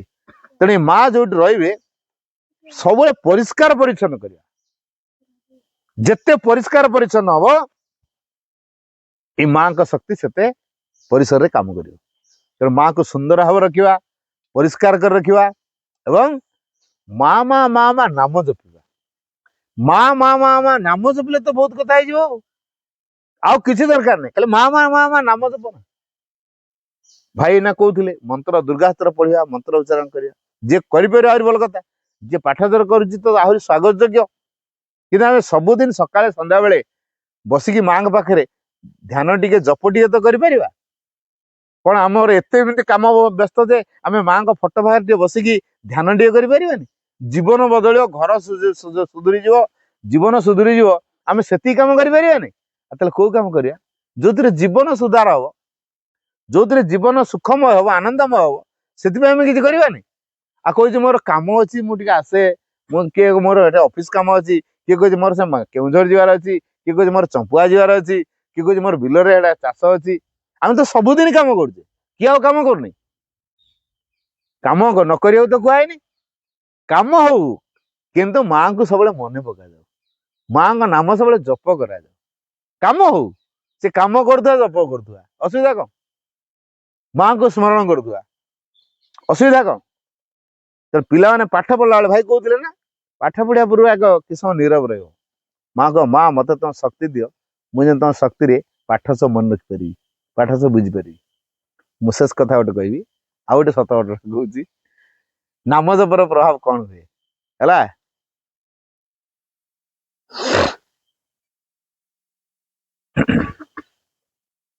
ମୁଁ ମାଲକାନଗିରି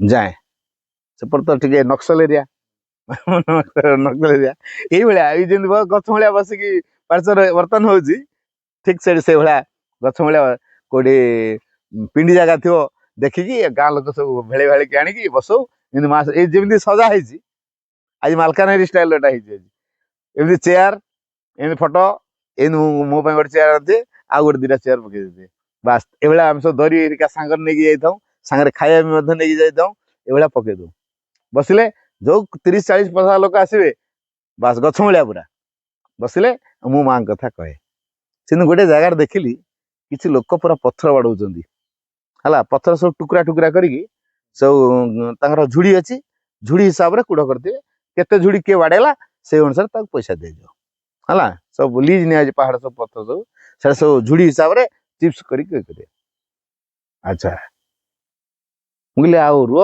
ଗାଁ ଭିତରୁ କଣ ଯାଏ ଏଇଠି ପୁରା 20 ଖଣ୍ଡେ ଲୋକ ଅଛନ୍ତି କାମ କରୁଛନ୍ତି ଏଇମାନଙ୍କୁ ଡାକିବା ହେଲା ଗାଁ ମୁଣ୍ଡଟାରେ ଗୋଟେ ଏଇଭଳିଆ ଜଙ୍ଗଲିଆ ଜାଗା ସବୁ ଗୋଟେ ଗଛ ମୂଳିଆ ଦେଖିଲୁ ନେଇ ଭାଇମାନେ ଟିକେ ଆସ ଆମେ ଗୋଟେ ମହାପୁରୁ କଥା କହିବା ପାଇଁ ଆସିଛୁ ସବୁବେଳେ ତ କାମ କରୁଛୁ ଘଣ୍ଟାଟେ ବି ଆସ ଏଇଟା ତ ଖାଇବା ଟାଇମ ହେଲାଣି 12ଟା ବାଜିଲାଣି ତୁ ନିହାତି ତ ଖାଇବ ନା ଆସ ଆଲୋଚନା କରିସାରେ ଖାଇବ ତାପରେ ପୁଣି କାମ କରିବ ଆଉ କଣ ଆସ ଜୀବନକୁ ବଦଳିଯିବ ଆମେ ସେ ପ୍ରକାର କଥା କହିବୁ ତମର ଅସୁବିଧା ରହିବନି ତମ ଜୀବନରେ ଆଉ ଦୁଃଖ ରହିବନି ସୁଖୀ ହବାର ବାଟ କଣ ନିରୋଗୀ ହବାର ବାଟ କଣ ମୁଁ ସେଇ ପ୍ରକାର କଥା ସବୁ ଆଲୋଚନା କରିବି ତମେ ସବୁ ଆସ ଯାଅ ସବୁ କାମ ବନ୍ଦ କରିକି ଆସିଲେ ହେଲା ପ୍ରାୟ 20-25 ଖଣ୍ଡେ ଲୋକ ଆସିଗଲେ ସେଇମାନଙ୍କୁ ନେଇକି ଗାଁ ମୁଣ୍ଡରେ ଗୋଟେ ତୋଟାଳିଆ ଜାଗାଟା ଥାଏ ମାନେ ଏଇଭଳିଆ ଯେମିତି ଜାଗା ଛାଇ ଜାଗା ବା ସେଇଭଳିଆ ଛାଇ ହେଇଛି ବସେଇଲୁ ଆଉ ବସିକି ଆସିଲେ ତ ଆଉ ଚେୟାର ଟେବୁଲ ନାହିଁ କଣ କରିବୁ ଗୋଟେ ପଥର ଉପରେ ଫଟୋକୁ ରଖିଦେଲୁ ଗୋଟେ ଗଛକୁ ଡେରିବା ଗଛଟା ପଥରଟା ଥୋଇଦେଲୁ ଫଟୋକୁ ଥୋଇଦେଲୁ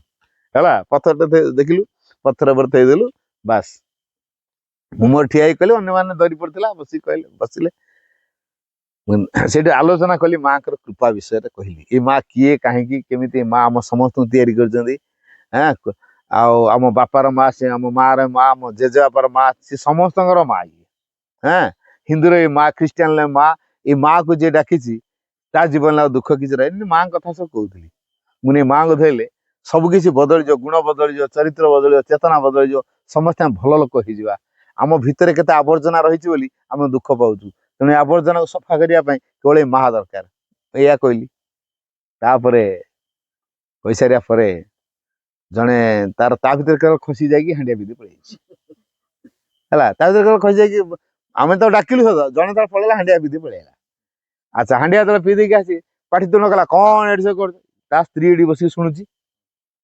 ଗଲା ଢାଇ କଲା ତତେ ଆଉ କୋଉଠି ଜାଗା ମିଳିଲାନି ଏଇଠି ଆସିକି ପାଟି ତୁଣ୍ଡ କରୁଛୁ ସେ ମିଟିଂ ଜାଗାରେ ତ ବାଡେ ବାଡେ କାନେଲା ଦୂରେଇକି ନେଲା ଆଚ୍ଛା ଯେତେବେଳେ ଦୂରେଇକି ନେଲା ତାପରେ ମତେ ସରିଲା ପରେ କହୁଛି ଆଜ୍ଞା ମୋ ଅଣ୍ଡିରାଟା ଦେଖୁଛନ୍ତି କେମିତି ଆସିକି ପାଟିତୁଣ୍ଡ କରୁଥିଲା ଆଉ ସବୁବେଳେ ପିଇକିରି ଆସିକି ଘରେ ଝଗଡା କରୁଛି ତା ମଦ ପିଆ କେମିତି ଛଡେଇବି ମାନେ ଏଇପା ମାଙ୍କୁ ଧରିବ ଏଇ ମାଙ୍କୁ ଡାକିବ ତା ମଦ ନିଶା ଏକାଥରେ ଛଡେଇଦେବ ଏଇ ମା ବୁଝିହେଲା ଏଇ ମା କମ ପାୱାର ନୁହଁ ହେଲା ତମେ ଏଇ ମାଙ୍କ ପାଖରେ ସବୁଦିନ ନାମ ଜପ କର କହିଲା ଆଜ୍ଞା ଏଇ ମାଙ୍କ ଫଟୋ ଗୋଟେ ଦିଅନ୍ତୁ ସେଠୁ ଆମେ ତାକୁ ଫଟୋ ଆମେ ଯିଏ ଚାହିଁବ ଫଟୋ ନିଅ କିଛି କଥା ନାହିଁ ହେଲା ଯିଏ ଯାହା ପାରୁଛ ପଇସା ଦିଅ ଆରେ ତ କାମ କରିବାକୁ ଆସିଛନ୍ତି କାଠି ପଇସା ଅଛି କାଠି ନାହିଁ କିଏ ଆଉ ପଇସା ଦବ କିନ୍ତୁ ସମସ୍ତେ ମାଗିଲେ ଫଟୋ ଆମେ ଫଟୋଟା ଦିଆ ମା ଗଲେ ତାଙ୍କ ଘରେ ମା କ୍ରିୟା କରିବେ ତାପରେ ସେ ଫଟୋ ନେଇକି ଯାଇଛି ମୁଁ ତାକୁ କହିଲି କେମିତି ସୁନ୍ଦର ଭାବରେ ରଖିବ ଯୋଉ ଜାଗାରେ ଫଟୋ ରଖିବ ଏଠି ଚନ୍ଦନ ମାରିବନି ସିନ୍ଦୁର ମାରିବନି ସଫା ଜାଗାରେ ରଖିବ ସବୁଦିନ ଯଦି ଘରେ କୋଉଠି ଫୁଲ ଗଛ ଅଛି ପାଖରେ ଯଦି ଫୁଲ ଗୋଟେ ପାଇବ ତ ଫୁଲ ଆଣିକି ଦବ ଧୂପଟିଏ ଦବ ଯଦି ବି ନାହିଁ ବ୍ୟସ୍ତ ହବା ଦରକାର ନାହିଁ କିନ୍ତୁ ସଫାସୁତୁରା ଘରେ ରଖିବ ସବୁବେଳେ ଘରେ ଅଳନ୍ଦୁ ମଧ୍ୟ ରଖିବନି ବାସନ କୁସନଠୁ ଆରମ୍ଭ କରି ତମ ଜିନିଷ ପତ୍ର ସବୁ ସଜାଡିକି ରଖିବ ଘର ପରିଷ୍କାର କରି ରଖିବ ଅଳନ୍ଦୁ ରଖେଇଦବନି ଆଉ ମା ଯୋଉଠି ଅତି ପରିଷ୍କାର ରହିବା ଦରକାର ତାହେଲେ ମାଙ୍କ ଶକ୍ତି କାମ କରିବ ତମର ଯାହା ଦରକାର ଏଇ ମାଙ୍କ ପାଖରେ ସବୁଦିନ କୁହ ଦେଖିବ ଏଇ ଯୋଉ ବ୍ୟାକୁଳ ଭାବରେ ଯେତେବେଳେ ପ୍ରାର୍ଥନା କରିବ ମା ନିଶ୍ଚିତ ତମ କଥା ଶୁଣିବେ ସେ ସ୍ତ୍ରୀ ଲୋକଟି ତା ସ୍ୱାମୀ କେମିତି ମଦ ଛାଡିବ ହେଲା ସେଥିପାଇଁ ସେ ସବୁଦିନ ପ୍ରେୟାର କରୁଛି ତାପରେ ତା ପର ବର୍ଷ ମୁଁ ଯେତେବେଳେ ଗଲି ମୁଁ ତ ଏଟା ଗୋଟେ ପଟରେ ପଳେଇଥିଲି ଆର ପଟେ ଆଉ ତା ପର ବର୍ଷ ମୁଁ ଜାଣିନି ସେଟା ସେଇ ଗାଁ ବୋଲି ମୁଁ ଗୋଟେ ଟ୍ୟୁବଲ ପାଖରେ ଗାଡିକୁ ଠିଆ କରାଇ ଦେଇଛି ଆଉ କିନ୍ତୁ ପାଣି ଅଛି ନା ନାଇଁ ଟ୍ୟୁବଲରୁ ଟିକେ ପାଣି ଭରିକି ନେବା ଯୋଗକୁ ସେଇ ସ୍ତ୍ରୀ ଲୋକଟି ସେ ଟ୍ୟୁବଲକୁ ଆସିଛି ପାଣି ନେବା ପାଇଁ ହେଲା ମାନେ ମାଙ୍କର କି ସୁଯୋଗ ଦେଖ ସେ ସ୍ତ୍ରୀ ଲୋକଟି ଆସିଛି ପାଣି ନେବା ପାଇଁ ସିଏ ଏଠୁ କହିଲା ଆଜ୍ଞା ଆଜ୍ଞା ଆପଣ ସେ ମାଙ୍କ କଥା କହିବାକୁ ଆସିଛନ୍ତି ନା? ମୁଁ ହଁ ହଁ ଆସନ୍ତୁ ଆମ ଗାଁରେ ଏଇଟା ଆମ ଗାଁ। ଆଚ୍ଛା ମତେ ଆଗରୁ ଦେଖିଛ କାଳେ ଗତ ବର୍ଷ ମତେ ଫଟୋ ଦେଇଛ ସେଇ ଯୋଉ ହୁଡି ପାଖରେ ଆମେ ସବୁ କାମ କରୁଥିଲୁ। ଓ ଠିକ ଠିକ ବଢିଆ ହେଲା। ଆଉ ତାହେଲେ ଭଲ ହେଲା ଆଉ ତମ ଗାଁରେ କରିବା ଆଉ। ତାପରେ ତାଙ୍କରି ଗାଁରେ ଶିଖିଲା ଆପଣ ଆସନ୍ତୁ ମୁଁ ବସେଇ ଚେୟାର ପତ୍ର ଆଣିକି ଦେଲା ଗୋଟେ ଛାଇ ଜାଗାରେ ଆମକୁ ବସେଇ ଦେଲା। ଗଲା ସମସ୍ତଙ୍କୁ ଘର ଘରକା ଡାକି ଆଣିଲା। ସେ ସ୍ତ୍ରୀ ଲୋକଟି ସମସ୍ତଙ୍କୁ ଡାକି ଆଣିଲା ଘର ଘରକା ପ୍ରତି ଘର ଡାକି ଆଣିଲା। ଗୁଡାଏ ଲୋକ ହେଇଗଲେ। ବସିକି ମୋ ମାଙ୍କ କଥା କହିଲି। କହିସାରିବା ପରେ ତାର ସ୍ୱାମୀ ଯେ ମଦ ପିଇକି ହାଣ୍ଡିଆ ପିଇ ଦେଇକି ପଳେଇ ଆସିକି ପାଟିତୁଣ୍ଡ କରୁଥିଲା ତା ମାଡ ଖାଇଲା ତା ସ୍ତ୍ରୀଠୁ ହେଲା। ସିଏ ଆସିକି ଗୋଡ ତଳେ ପଡୁଛି। ମତେ କହୁଛି ଆଜ୍ଞା ମତେ କ୍ଷମା କରିଦେବେ ମୁଁ ଜାଣିପାରିନଥିଲି ଆଉ ଏମିତି ଆସିଥିଲେ ମୋ ସ୍ତ୍ରୀ ମତେ କହିଲା। ଆଉ ପରେ ଏଇ ମା ଫଟୋ ଆମ ଘରେ ଆଜ୍ଞା ଅଛି। ପାଠ ତମେ ଜାଣିନୁ କିଛି ଖାଲି ଫୁଲ ଦଉଛୁ ଆଉ ମାଙ୍କୁ ଡାକୁଛୁ ମାନେ ଭଲ ହେଲା। କହିଲେ ମୁଁ ଆଜ୍ଞା ଆଉ ମଦ ପିଉନି। ଏଇ ମା ଆମ ଘରକୁ ଯିବା ଦିନଠୁ ମୋ ଭିତରେ ଗୋଟେ ଅଲଗା ପ୍ରକାର ପରିବର୍ତ୍ତନ ହେଇଯାଇଛି। ମୁଁ ଆଉ ମଦ ପିଉନି। ଆମ ଘର ପୁରା ବଦଳି ଯାଇଛି। ଆମ ଘରେ ଆଉ ଝଗଡା ଝାଣ୍ଟି ହଉନି। ଏଇ ମା ଯିବା ଦିନଠୁ ଆମ ଘରେ କଳି ବନ୍ଦ ହେଇଯାଇଛି। ଯଦି ଜଣେ ସ୍ତ୍ରୀ ଲୋକ ନିଜେ ଛିଡା ହେଇକିରି କହୁଛି ଏଇ ମାଙ୍କୁ ଗ୍ରହଣ କଲା ପରେ ସେ ସ୍ୱାମୀଟି ବି କହୁଛି ଯେ ଏଇ ମାଙ୍କୁ ଗ୍ରହଣ କଲା ପରେ ମାଙ୍କୁ ଡାକିଲା ପରେ ମାଙ୍କ ନାମ ଜପ କଲା ପରେ ଘରେ ଆମର ଆଉ କଳି ହଉନି ହେଲା। ତେଣୁ ଅନ୍ୟ ଲୋକ ସବୁ ମାକୁ ନେବେ ନା ମାଙ୍କ ଫଟୋ ନେବେ ନା ନାଇଁ କୁହ? ନିଶ୍ଚୟ ନେବେ। ତେଣୁ ସେଇଭଳିଆ ପରିସ୍ଥିତି ହେଲା। ସେ ଗାଁର ସମସ୍ତେ ଫଟୋ ନେଇଗଲେ ହେଲା। ସମସ୍ତେ ଫଟୋ ନେଲେ ବୁଝିବୁଝି। ତେଣୁ ଏଇ ମାଙ୍କ ଶକ୍ତି କାମ କଲା କି ନାହିଁ ତାଙ୍କରେ। ତେଣୁ ସେ ଯୋଉ ସରଳ ଭାବରେ ବିଶ୍ୱାସ କରିକି ମାଙ୍କୁ ଗ୍ରହଣ କରିଛି ଆଉ ମା ମା ମା ମା ଜପୁଛି ଆଉ କିଛି କରୁନାହିଁ ଖାଲି ମା ମା ମା ମା ଜପୁଛି। ଦେହ ଖରାପ ହେଲା ମାଙ୍କୁ ଜପିଲେ। ଛୁଆର କଣ ଅସୁବିଧା ହେଇଛି ନାମ ଜପିଲେ। ଘରେ କଣ ଅସୁବିଧା ହେଲା ଜପିଲେ ମା ମା। ଯେକୌଣସି ସମସ୍ୟା ଦେହ ଖରାପ ହେଇଥିଲେ ନାମ ଜପ କଲେ ଦେହ ଖରାପ ବନ୍ଦ ହେଇଯିବ। ଘରେ ବିଶୃଙ୍ଖଳା ହଉଛି ମା ମା ମା ମା ନାମ ଜପିଲେ ଠିକ ହେଇଯିବ। ତେଣୁ ଏଇ ମା ନାମ ଜପରେ ବହୁତ କିଛି ପରିବର୍ତ୍ତନ ହେଇଯାଏ ବୁଝିପାରୁଛି। କାରଣ ମା ନାମ ଜପ କରିବା ଦ୍ୱାରା ମାଙ୍କ ଶକ୍ତି କାମ କରେ ମାଙ୍କ ଉପସ୍ଥିତି ରହେ ମାଙ୍କ ସାହାଯ୍ୟ ମିଳେ। ତେଣୁ ଏଇଥିପାଇଁ ଏଇ ମାଙ୍କୁ ଆମ ଘର ମାନଙ୍କରେ ରଖିବା ଦରକାର। ମା ମା ମା ମା ନାମ ଜପ ସବୁବେଳେ କରିବା ଦରକାର। ମାଙ୍କୁ ସବୁବେଳେ ବିଶ୍ୱାସ କରିବା ଦରକାର। ମାଙ୍କୁ ସବୁବେଳେ ଭରସା କରିବା ଦରକାର। ମାଙ୍କୁ ସବୁ କଥା ମାଗିବା ଦରକାର।